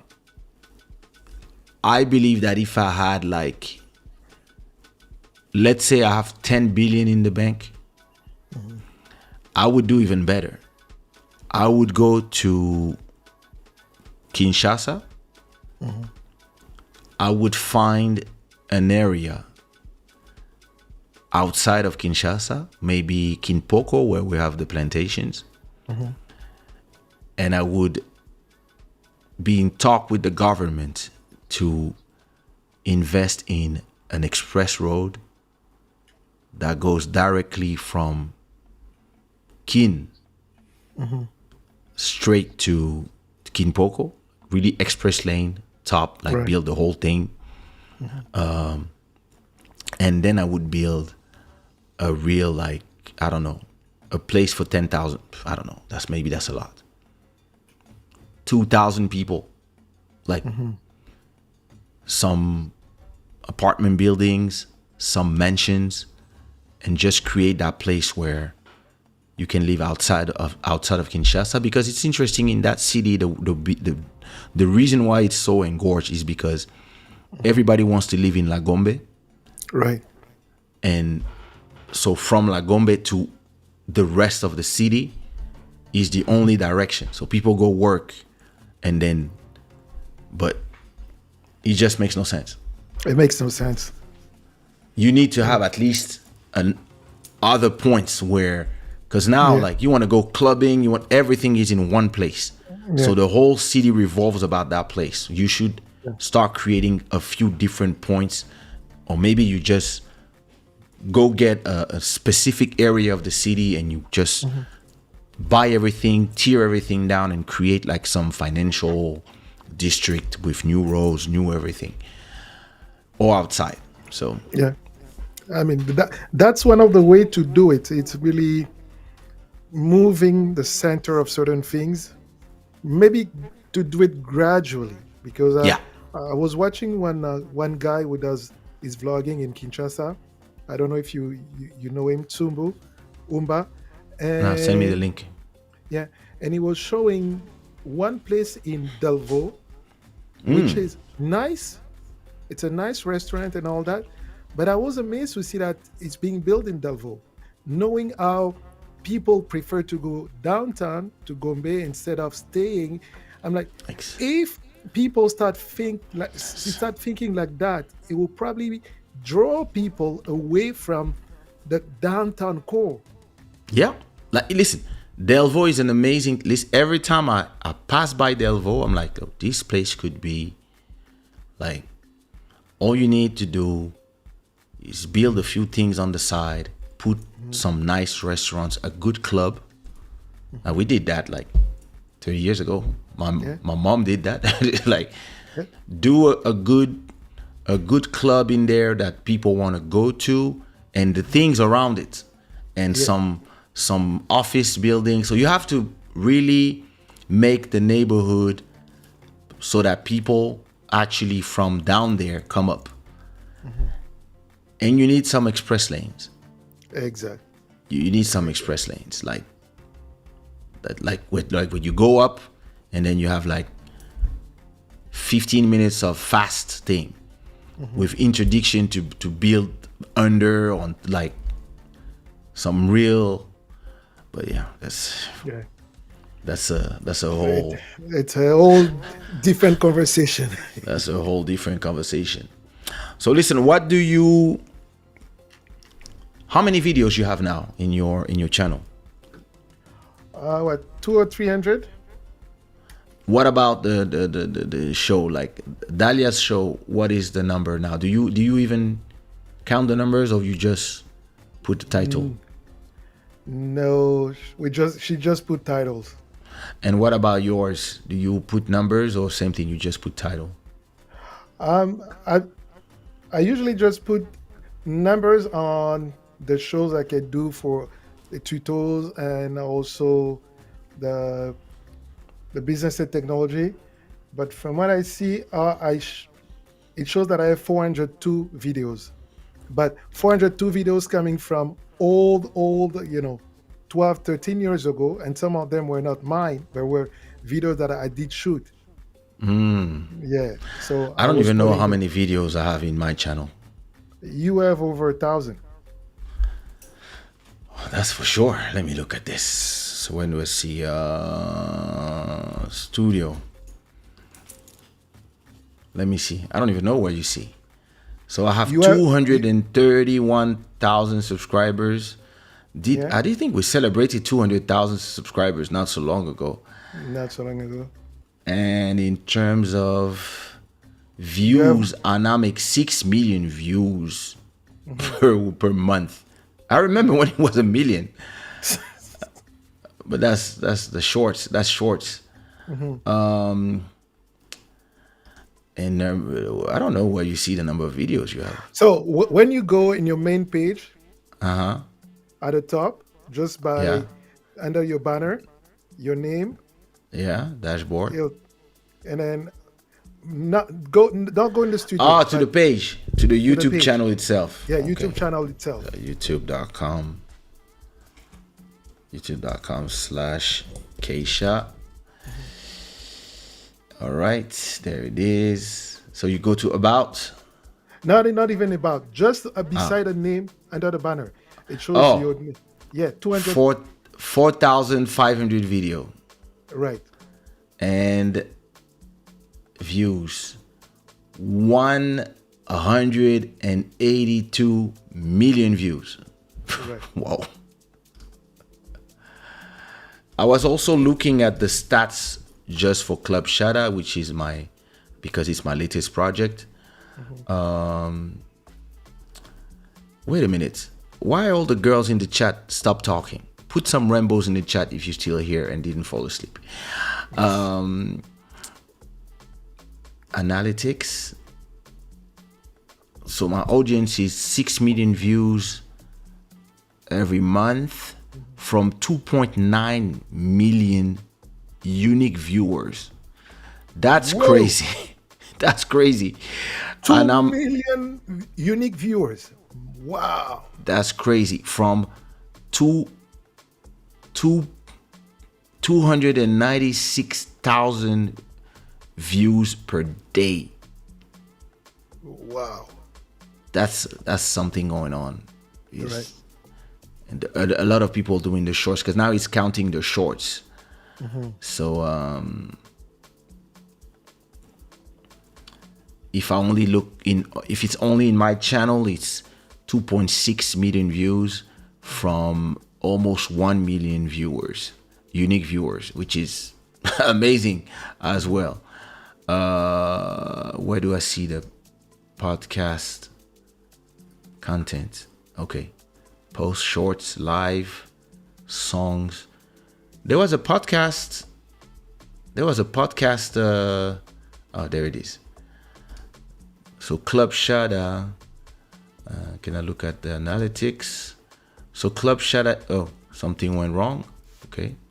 There you go. Problems. Oh, he doesn't want to show me. Too bad. It's not giving me the answers. Or maybe because we live. That's strange. There I should, just wanted to know how many views just Club Shada was doing. I think it was around 5 to 10,000 every month. So of people watching old episodes and stuff. That's what's interesting in this conversation about making content that is evergreen, is that when you start having a library of episodes and people can start randomly looking at stuff. And the reason why I do it is because that's the way I use YouTube. Whenever I discover a new channel that I like, what I'm going to do after watching that one video is I'm going to go to the channel and I might look at either one full episode of a podcast or maybe a part of it, or I'm going to look at a few clips from the whatever episodes, and if I like 2, 3 and I enjoy, I subscribe. So that's what I'm trying to do on my channel.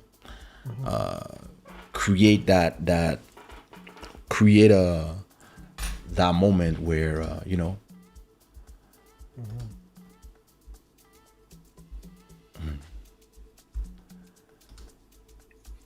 Yeah. No, I mean, maybe the ladies in the chat, they would like to know more on other things like relationship wise, or they don't want to talk about technology. we both married. We know nothing about relationships. You can, but you can ask any question as always. How much watch time you got? Let me see.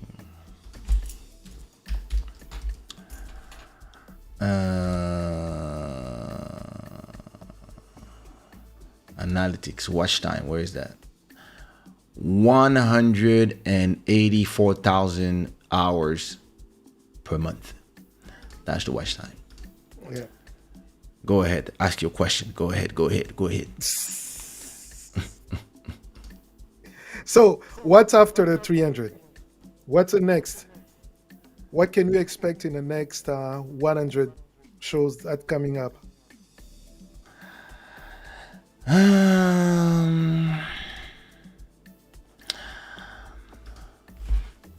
Next thing I'm gonna do, new studio when I move from this house.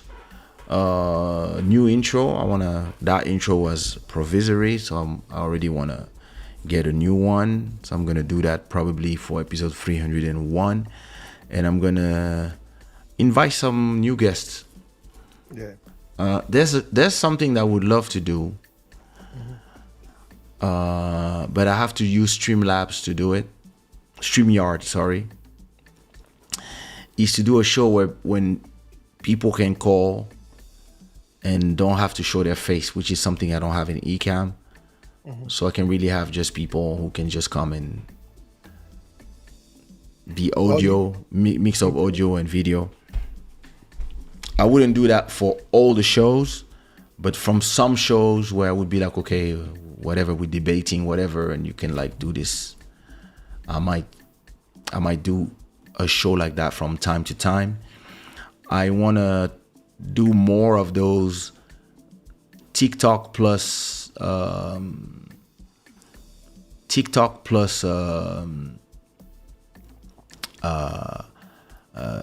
YouTube, or Instagram plus YouTube. I want to do more of those. Right. I would love to have the possibility to do it directly from Ecamm, but those platforms are the ones that are limiting these possibilities for now. But yeah, that's something that I plan on doing. Because do you have a StreamYard account? Yeah, I do. I even receive money from it. Oh, good. Okay. From the affiliate link I received from Ecamm and StreamYard. Oh, Because okay. under every video there's a link that you can click. Exactly. So it pays itself. I never use it, but I just have to understand how I can do a whole show with the intro, with my all my stuff on StreamYard. So I have to make sure that. I mean, overlays, yes, you can. Yeah, I'm sure. I mean, if you want, we can, find some time and Yeah, yeah. I can give Because you. I was watching a YouTube show Mm-hmm, called Fight Club, mm-hmm, but these guys were live 11 hours. That's the host starts the live, and because in StreamYard you can leave, mm-hmm. and the live continues by itself. Right. So the point of that one is people come and then he lets the live and the people chat between themselves, and Right. they don't moderate it. So he probably has somebody that is just making sure that the people are in there and not putting crazy content. But it gave me an idea of for some subjects, not all subject, but you can have some subject where you do a whole show where, yeah, Yeah. actually that show that we did on TikTok was very interesting because it was more about letting everybody just let the conversation flow, Right. and I liked it. Yeah. No, no, I mean it was a good concept. I really Yeah. loved it because it kind of opened a new, like I was saying in a comment the other day, a new perspective on how you can do things. And Yeah. and of course I tried to dig a little bit into that. I realized like you need to have 1,000 followers and all that. But being able to do it, because for example, in my studio right here, I have my main camera. The I cup have rapist.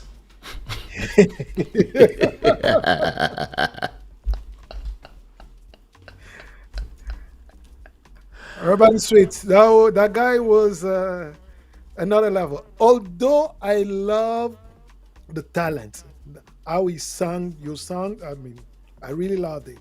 But then his fingers, no.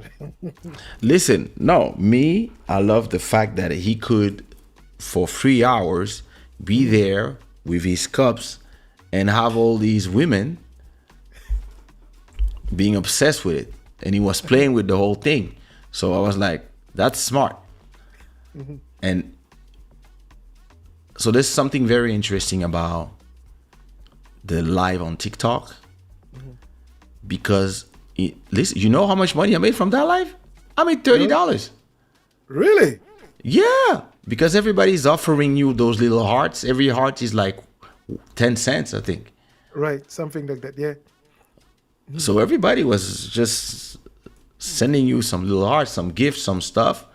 And in the contrary to Instagram, where you just go live and you make nothing, TikTok already has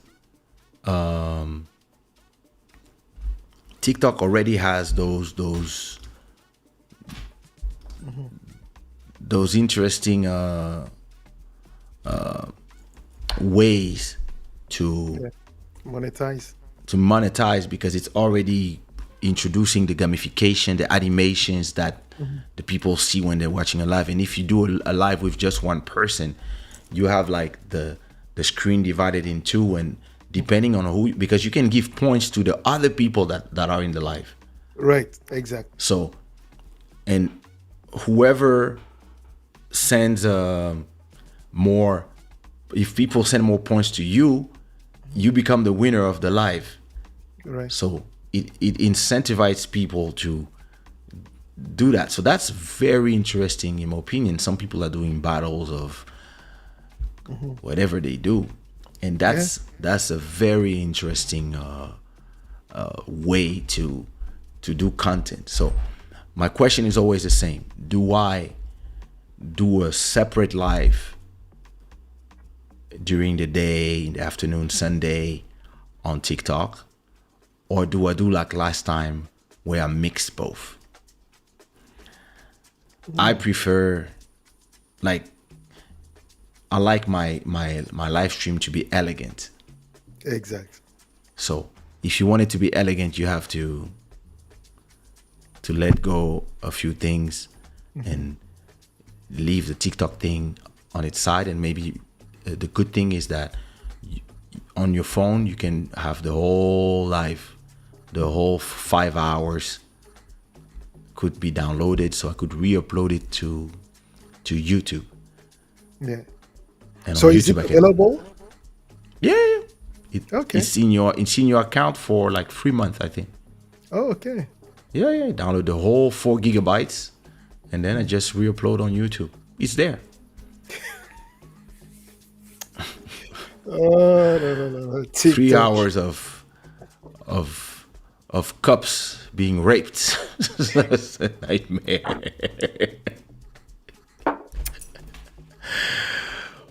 No. So, but TikTok mixed with YouTube, it No. was interesting, but it didn't work for me because I need to have the sound of TikTok was coming from my phone speaker, and the image was coming from on the screen. So I had to have all these people when they were talking. They were not. It was not the same. There was a latency Yes. with TikTok, so it was interesting, but I would have liked to find a good way to integrate everything. Yeah. That would, yes. But the other The way finger guy made Papa Joel exit. He ran away. Oh yeah, I did. Listen, you have to look at the live because we called you so many times. I was like, Pastor Joel. Everybody was, oh, Pastor, where is Pastor Joel? Listen, we were laughing. It was like, you have to look at the replay. Okay. Even all the girls in love, like, yeah, where's Pastor Joel when we need him? I was like, nah. You have to watch it. That was crazy. You guys are. That was crazy. Yeah.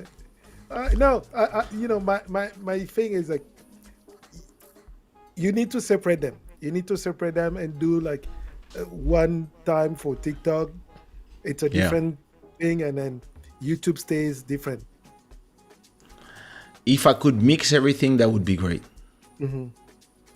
If I could maybe be live here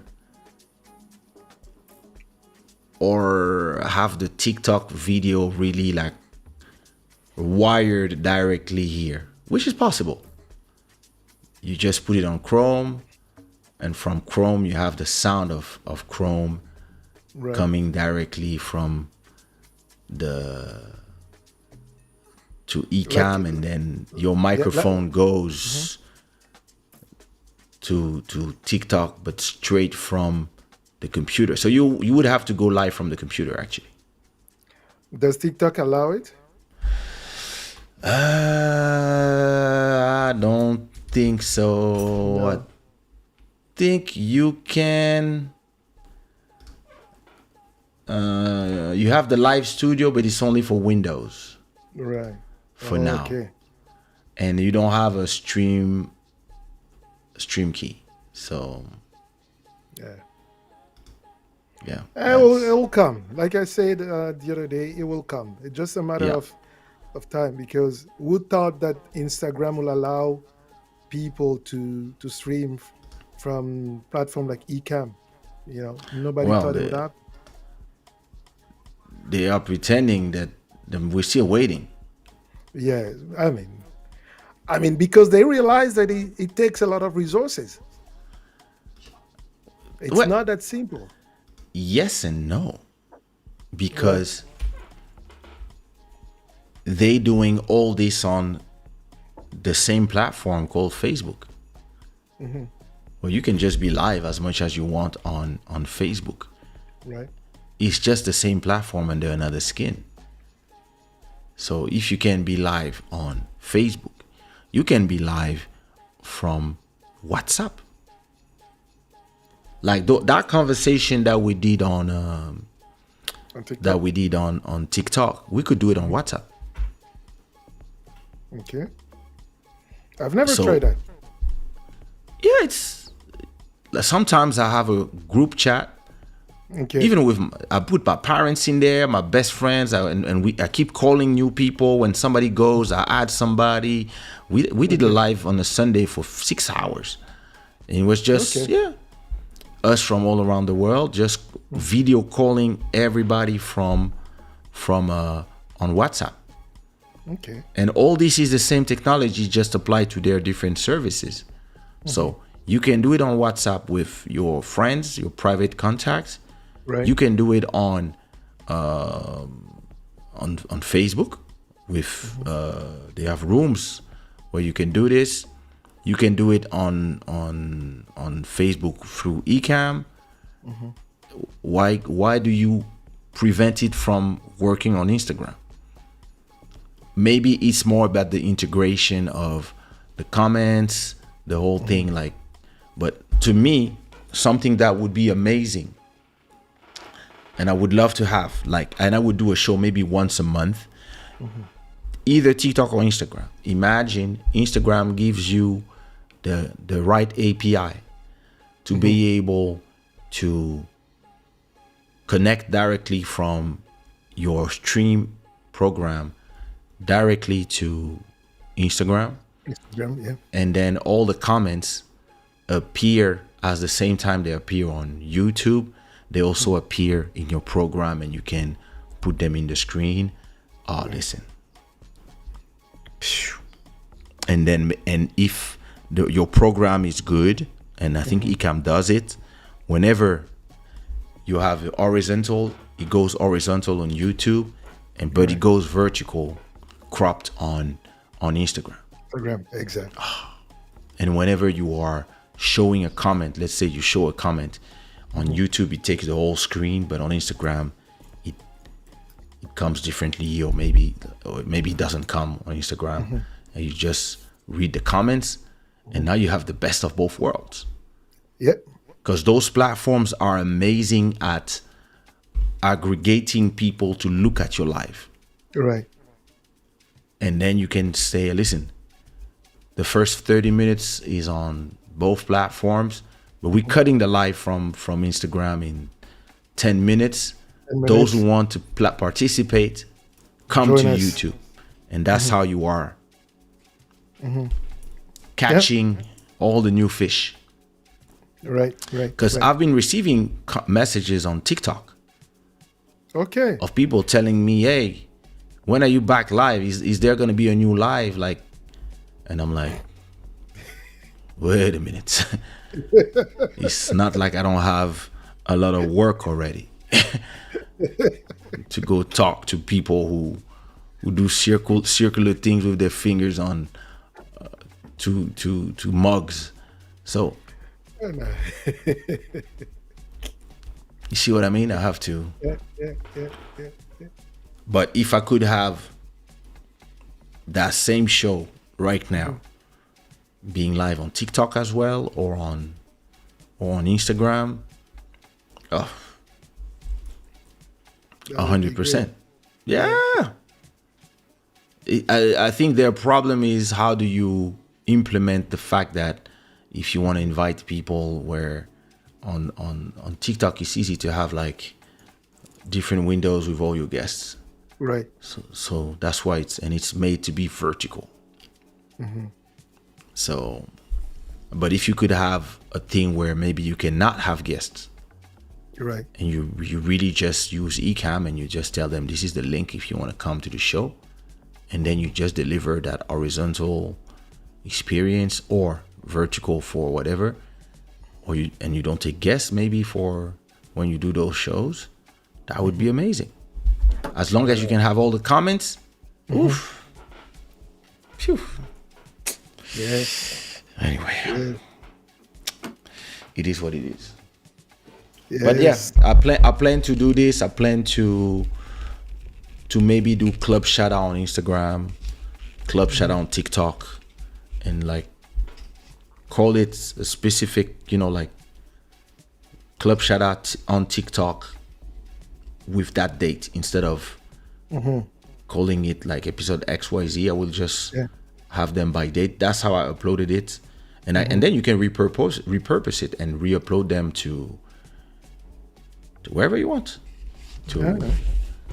actually, tomorrow I'm cutting that episode in little parts. Okay. So That's good. that's I'm still at episode 297, I think. That was 290. That was 298, Right. I believe. Yeah, that was 298. So I'm gonna cut about Yes, it was all these little 298. parts. The Q and Yeah, A. yeah, yeah. Oh, Q and A section. I think that's the one I'm cutting right now, actually. Okay. The Q and A. It Yeah, started like a Q and joke, A. like asking questions, Listen, and people were not really acting, and then reacting on it, YouTube, and then you and then, call TikTok. Wow. yeah. And then 5 hours. I'm like, I, Kaysha has just found his true friend with whom he can stay late. I believe that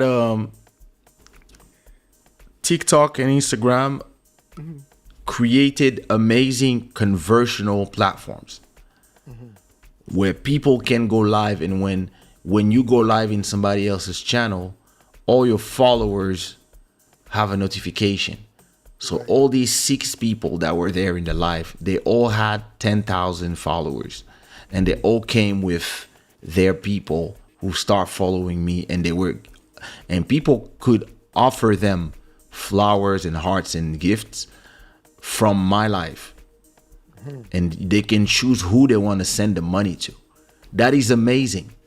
Right. It's something that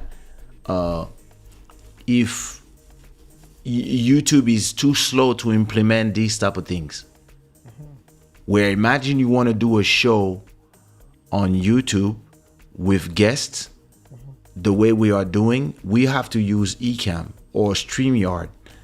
Something I kept saying is that YouTube should have bought StreamYards, Yeah. because everybody that I follow, like all black YouTube that are doing live stream, from the Lovely Tea to the most of them, O'Shea, Most of them, Juke, yeah. Jackson, all of them,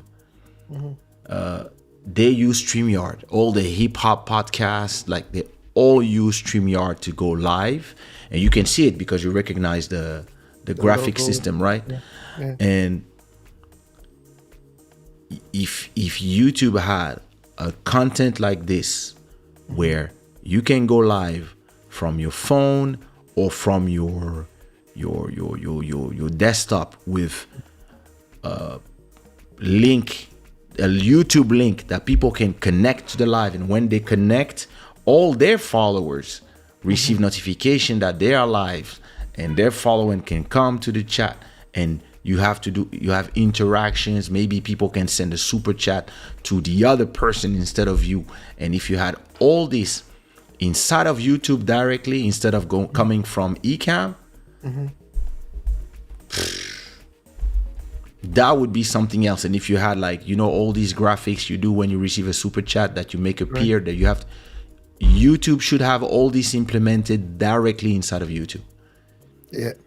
with a system that even if your internet connection is bad, the live doesn't go down. The live continues, like with StreamYard. Yeah, And exactly. people just have to send their feed in, and if you lose connection from your Wi-Fi, you can continue from your phone or whatever, and people can just connect easily, and they can come audio and YouTube take cares of everything. Yeah. I don't understand how these people always miss the mark on these things. I mean, when you become a big engine with a lot of people, Yep. sometimes it doesn't help. You have a lot of little dukes, a little tyrants who says, no, No. Yeah.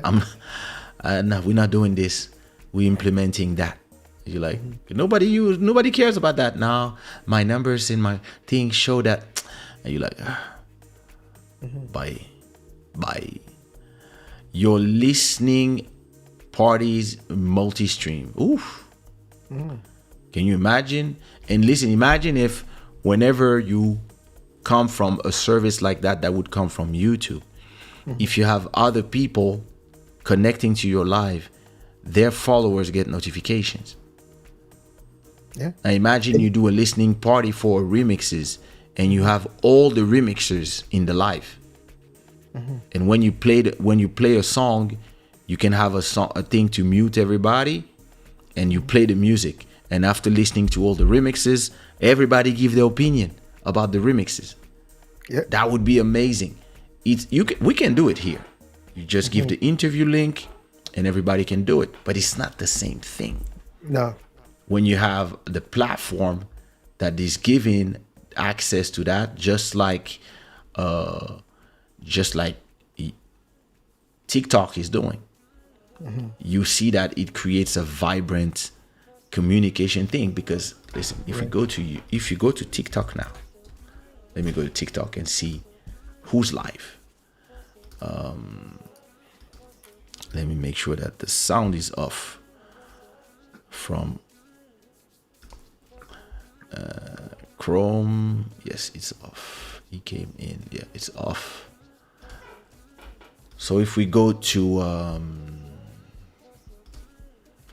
TikTok right now, and we try to see who's live.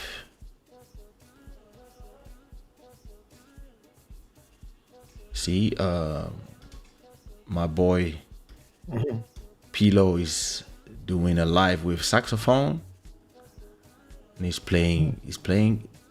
He told me that he makes a ton of money from donation, because you have to donate a certain amount to be able to. Oh, wait, put me inside of the live. I mean, because you were watching, and then as soon as you click on it, it's automatic. yeah. Look, those are question, réponse, débat.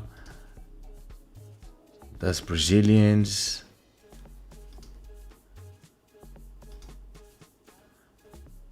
A bunch of people debating, people singing. It feels like TikTok might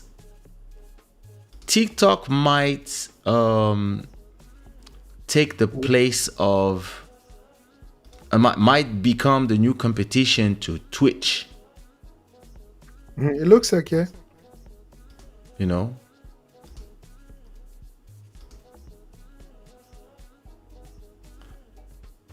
yeah, there's a bunch of Chinese people who love to do it.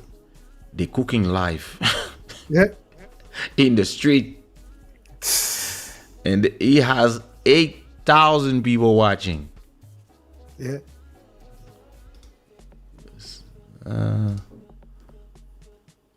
Oh, listen, I found this one yesterday, and he's hamster, and I kept watching for at least 20 minutes.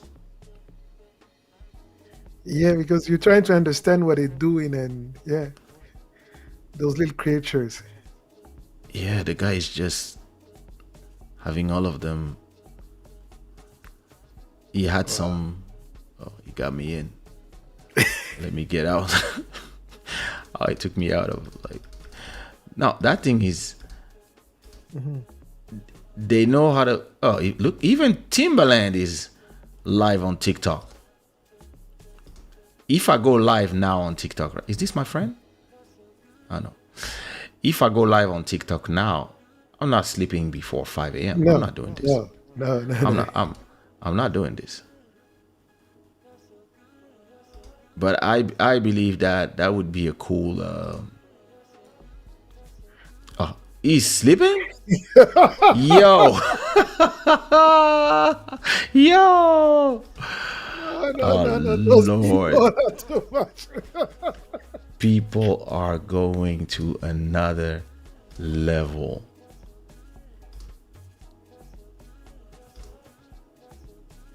What is she doing? Are you winning cars? You have everything. You have everything. I need one of those red hats. Wow. This is crazy.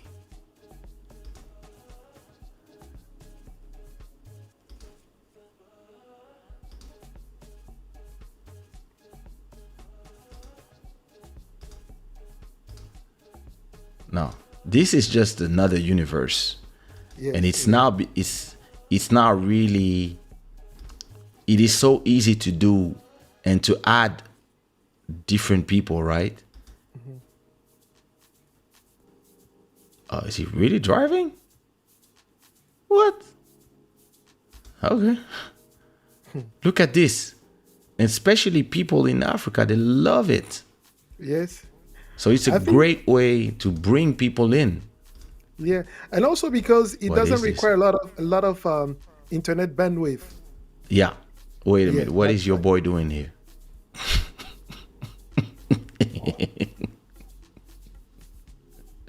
Yo. What it? Yo.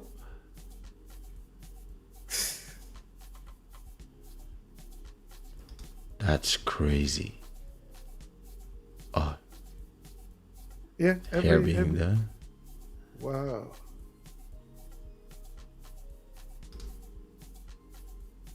So you go from two sexy, beautiful girls to all these ugly guys. Sorry, Wow. guys. I'm joking. To one guys that is showing their phone, that is showing their live on TikTok.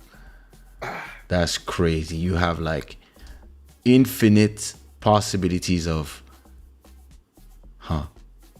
Okay. Actually gonna do that. All these people don't sleep at night. No,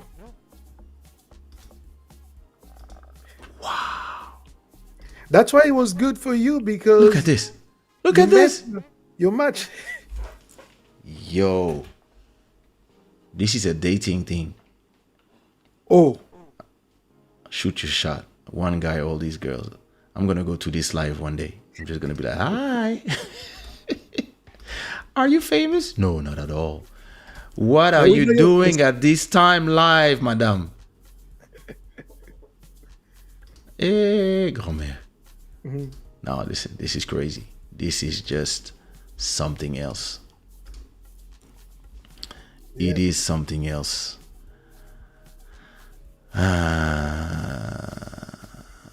No, Okay, you I'm need to really. teach me how I can be a good.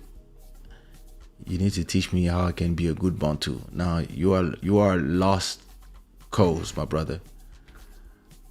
But the type of invite as the guy you had, you shall prepare your audience to maybe.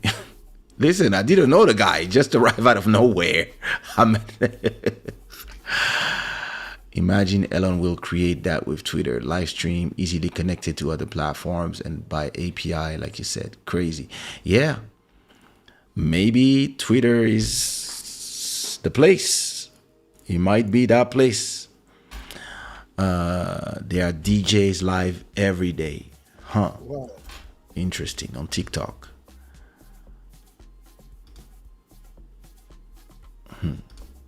When metaverse becomes multiverse. That's crazy. All kinds of live. Oh, yeah. Listen, For that. let's just go sleep. Huh? Yeah. And I'll be live on TikTok probably. Maybe I will do it 2 hours, no, 1 hour before the show. 1 hour before the show. Yeah. Yeah, I will do a 1 hour. So I'm saying let's go to sleep, and now this guy decides that, oh yeah, I should come in. You see that the problem with our people? That's what they do. When they hear it's time to go, that's when they decide, let me show my face. When we decide that we want to go sleep because it's 3 a.m. and we've been live for 2 hours and a half and Sophie's already asleep, that's when Emery is like, He was yo. here. Here Yeah, is he 10 was here a o'clock. long time. He was here a long time, but he wants to. Uh, no, I have a respect for you and Papa Joel. You discuss and I don't want to bother you. It's my I call African side. I call bullshit. No, that's not a bullshit. Here is 10 o'clock. But anyway, I just come to say happy 300 show and wish you many, many more Thank and you. continue to inspire us. Listen, I'm inspired by you as well. That's the beauty of it. No, no, no, You know come on. that I'm not a top G. the a show is not just you. A show is you plus your audience. If I had nobody coming, like if I had like 20 views per video and when I'm live I had 0 person to talk to, I would stop going live. I would just stay and pre-record videos of 10 minutes or 20 minutes and say whatever I want to say about a subject and keep it pushing. But the fact that every time I come here, usually 5-10 minutes before the live, you have a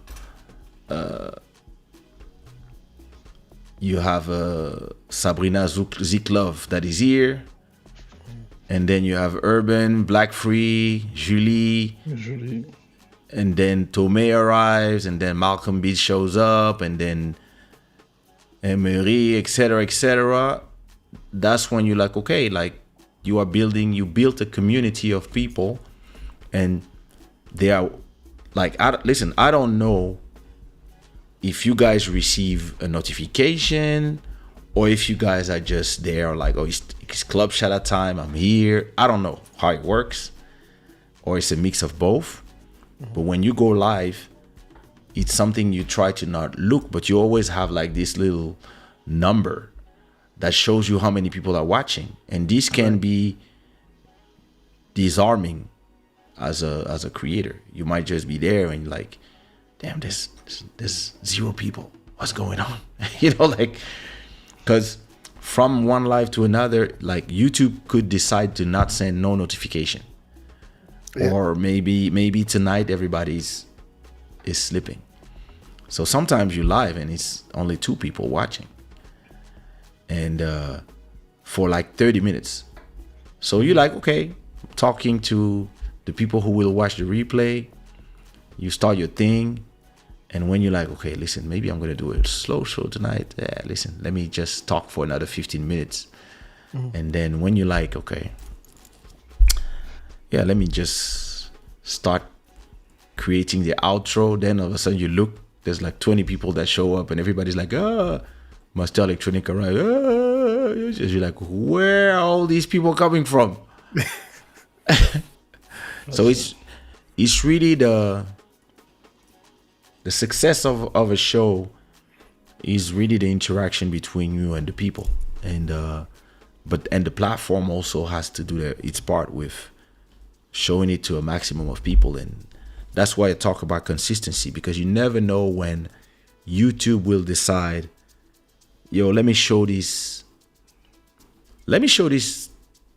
clips of that show to 1,000 people every day. And all of a sudden, all these people, they start subscribing and they're like, oh, I have to catch you live. And I've been seeing interesting people that didn't come to the live yet, but they're commenting every clip. And it means that at a point, they will jump in the live. Exactly. Because maybe they're sleeping right now. But I've seen some people, the last 5-10 videos that I put, if you look at the clips from Club Shada, where you guys never put comments, just saying. If you look at the last clips, there's 1 or 2 people that have been commenting every clip. Me, I'm like, interesting.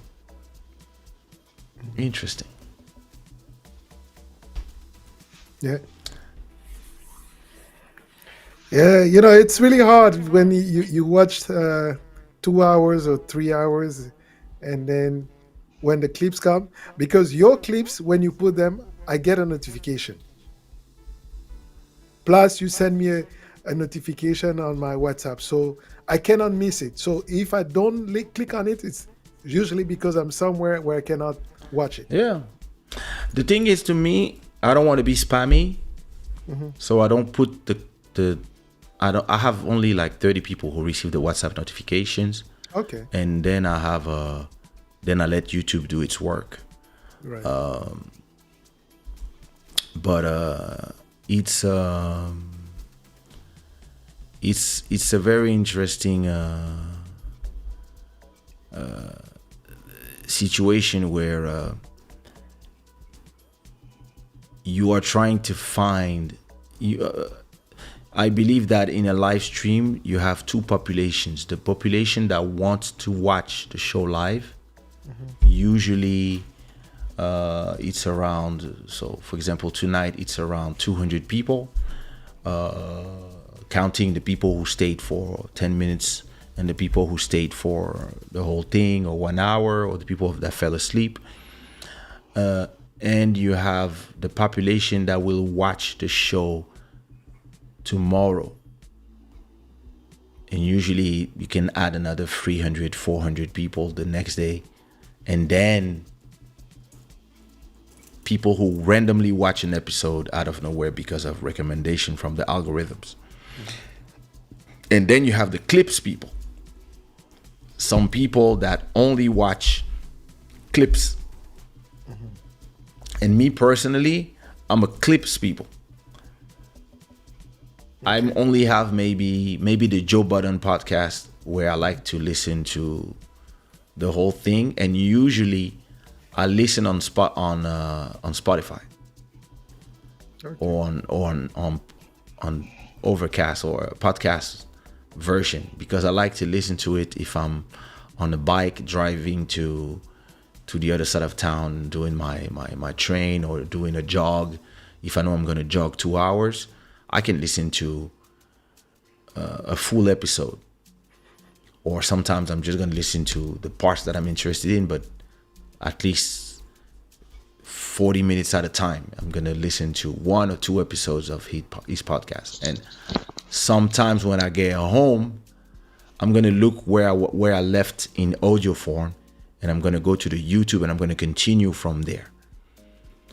Or sometimes I'm not going to listen to the whole show because I'm not jogging today, but I'm going to look at all the little clips from the show.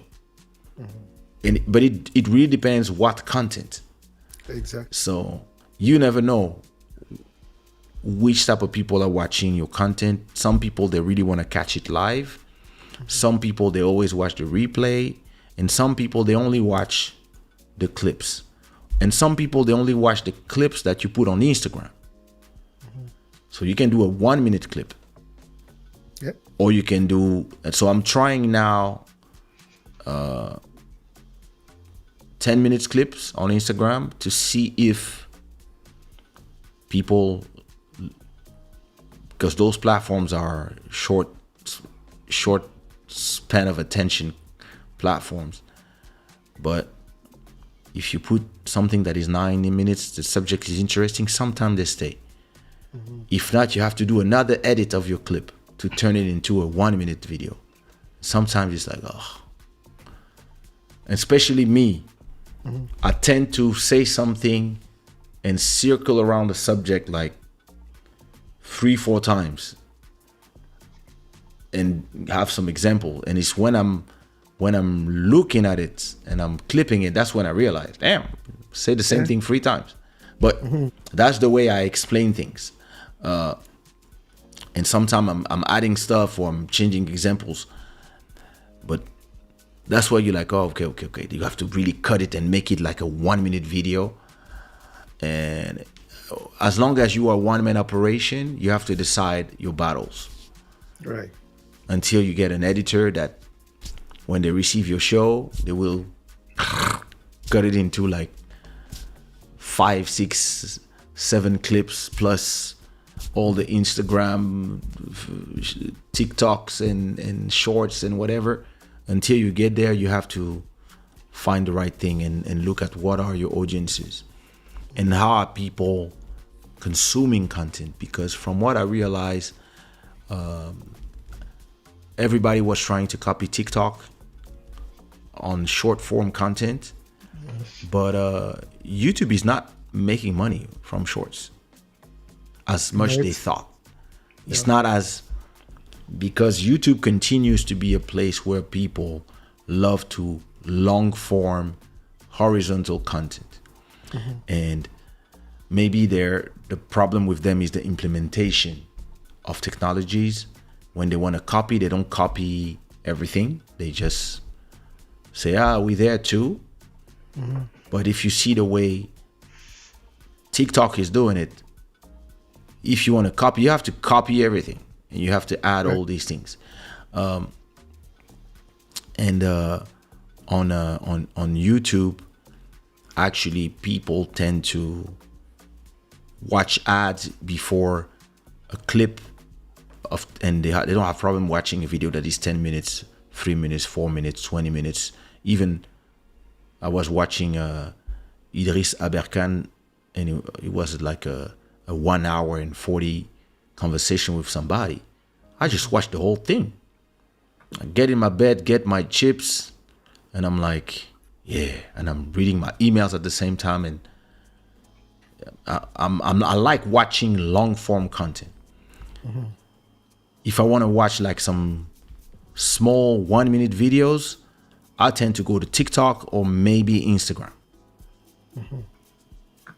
Because that's platforms where in my head, in my mind, I know that I'm watching them from a phone in vertical form, and I'm swiping up, and but YouTube, you cannot do everything. So their implementation doesn't allow the ads to be effective. So most people don't really look at the ads, and it doesn't make enough, the same amount of revenue as this, where you can do super chats, you can do all these things. So I believe that maybe they will go back to pushing lives and long form content instead of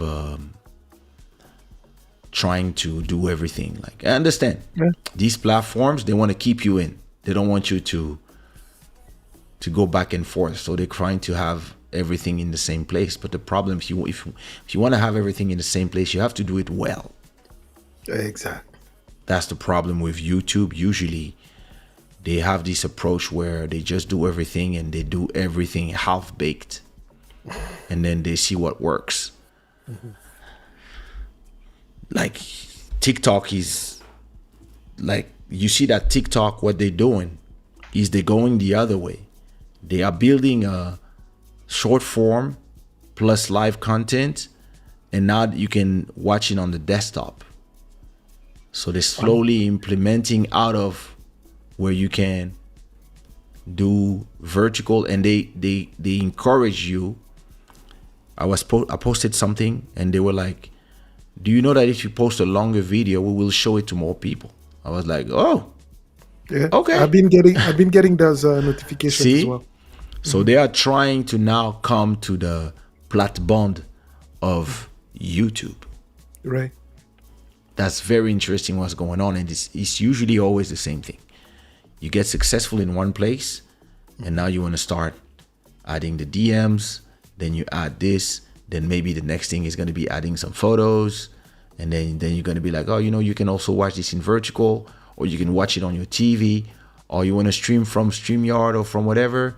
Here's your stream key, and now they become competition to YouTube. And I think YouTube needs that, some real competition. Yeah. But have you tried clips on TikTok? Clips on TikTok, bro. I don't have time for all that shit. Like, What you mean? For example, that live that we did the other time. I think I did that. No, you know what? When I had the live at the end of the live the next day, it gave me 2 clips that it was done automatically. It told me these are the moment where you receive the most money, and the other one was this is the moment where you receive the most likes. Okay. And there was like create a post from this, and I just clicked pim, and it created a whole post that is on my profile. I was like, yo, that was crazy. And if I was YouTube, I would do a possibility. Listen, somebody should hire me and give me a lot of money for my ideas. But imagine now we have a live that is 2 hours and 40 minutes, right? If I could go on YouTube and say in, out, and choose all around, I'm watching my whole life, and okay, from this part on 1 minute 10 until 8 minutes, okay, from 13 minutes until 15 minutes, from 1 hour and 8 minutes until 1 hour and 25, and just select all these points, and automatically YouTube from that creates like 10 clips from all my in and out points directly. Oh, That would be, yeah. that would be crazy.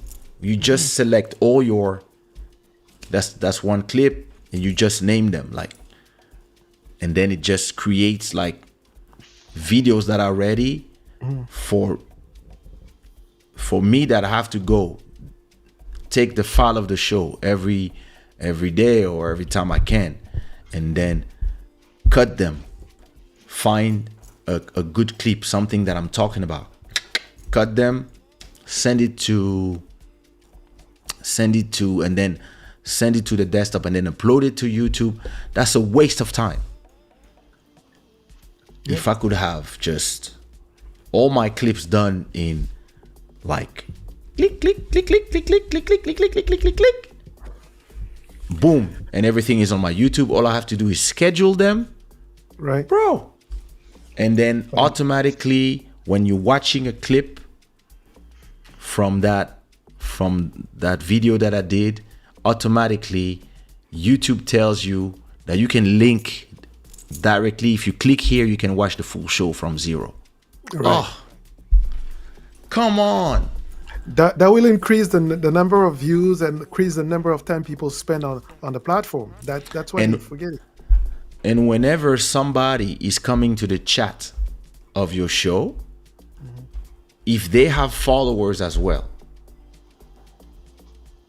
their followers should know that you are in Club Shada chat, so that your people come with you. And that's exactly what TikTok is doing. You come to my live, you come with all your followers. Instagram is the same thing. If you are live and you have 20 people watching you, if I come to your live, all of a sudden you have 100 people there, because all my people receive a notification. So if you bring like 5 people like me, all of a sudden you have 600 people.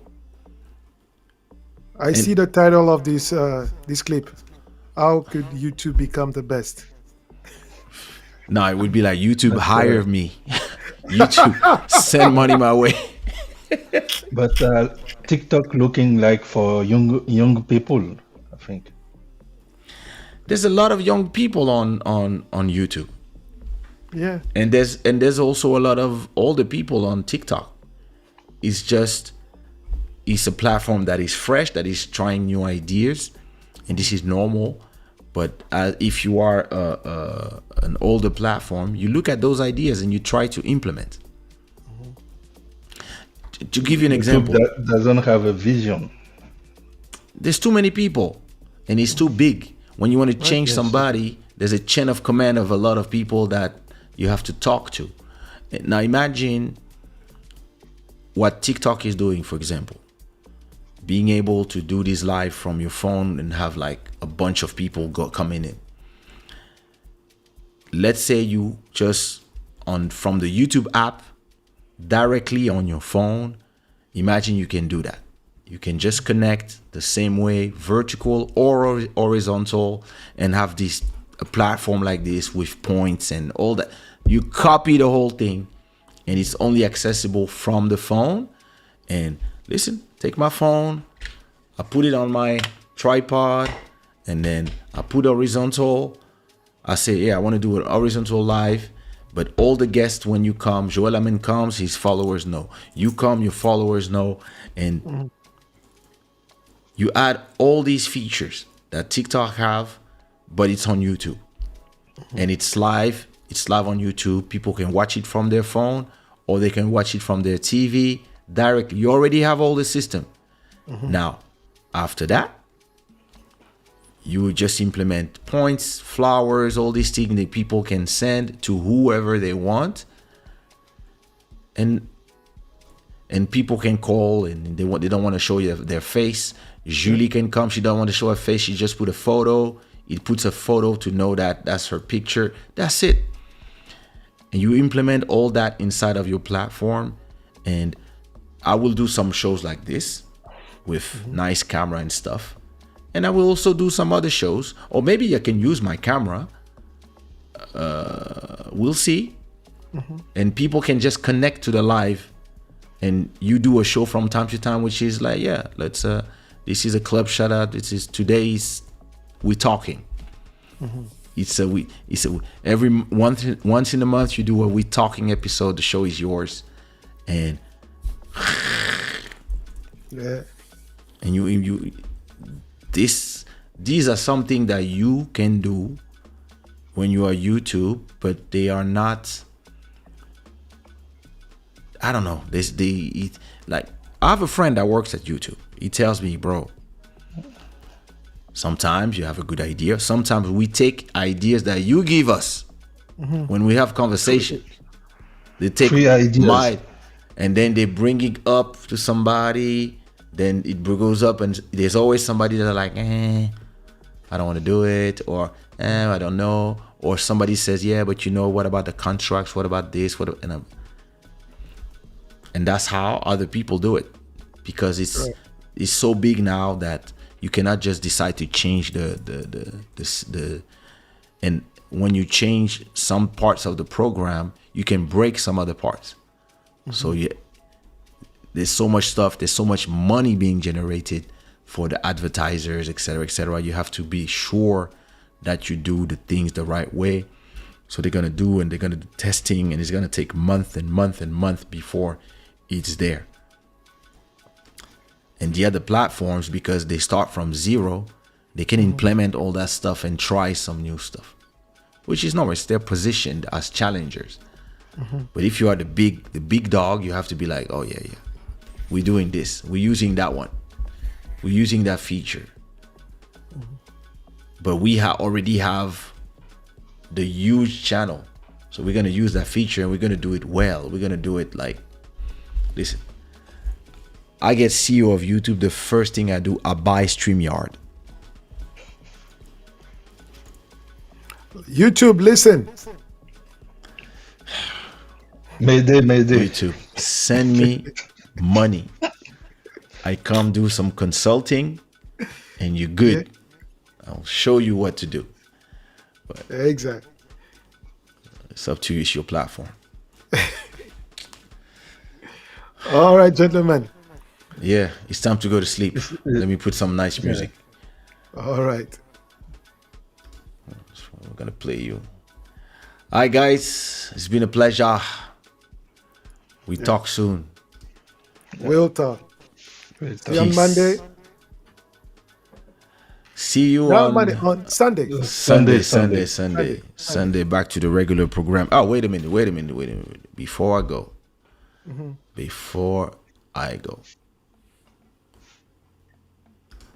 Sirène des Îles says, je reçois 1/10 de notification. You see? That is not normal. When you're on YouTube, you should see that I'm live up there, just like Instagram and stuff. Master Electronic is saying, K, what happened to Trisha? What time is it where she is?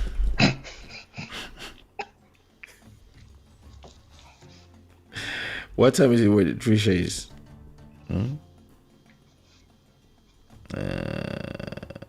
Let me see. Wait.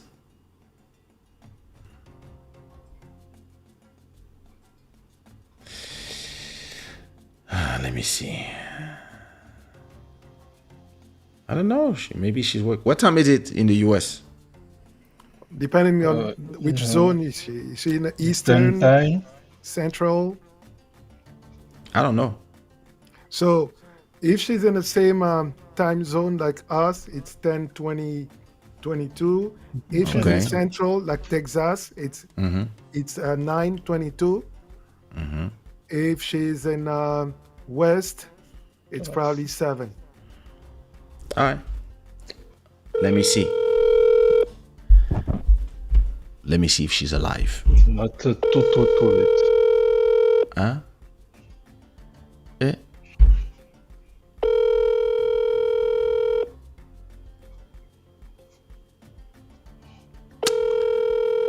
She's sleeping. She's gonna look. She's gonna call me back. I talked to her not so long ago. Maybe a few weeks ago. But yeah. Somebody on Club Shada asked, what happened to you? So tell us what happened to you so I can read this note next week on Club Shada. All right? Bisous, bisous. On est là-haut.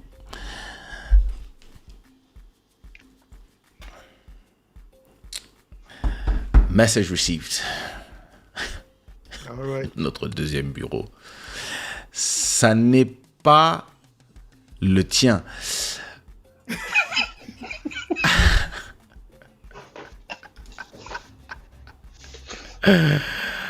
Drill can be saying whether it's the algorithm level or the behavior of your spectators, all do and did will form a virtuous circle in the more or less near future.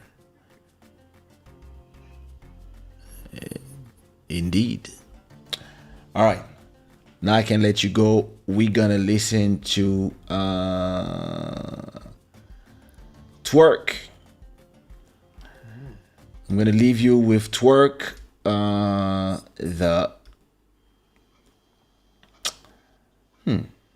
gonna play the Makita remix of Twerk. All right. Sirène des îles, bisous. Everybody, bisous. This show was brought to you by Shada.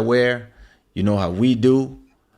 And I will see you when I see you, which means I was tired in the beginning of the show. Good thing I took some energy drink. Now I'm not going to sleep. Listen, thank you to the 200 people that came tonight to see us. Bisous to everybody that fell asleep while we were talking. We fell asleep also sometimes. And but this is how we do, you know. Put some Shada. Oh, I like this one. Some Shada horses.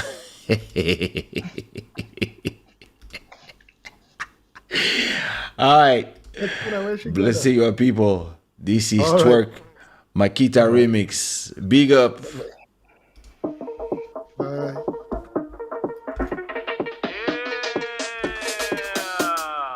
Man and Zam.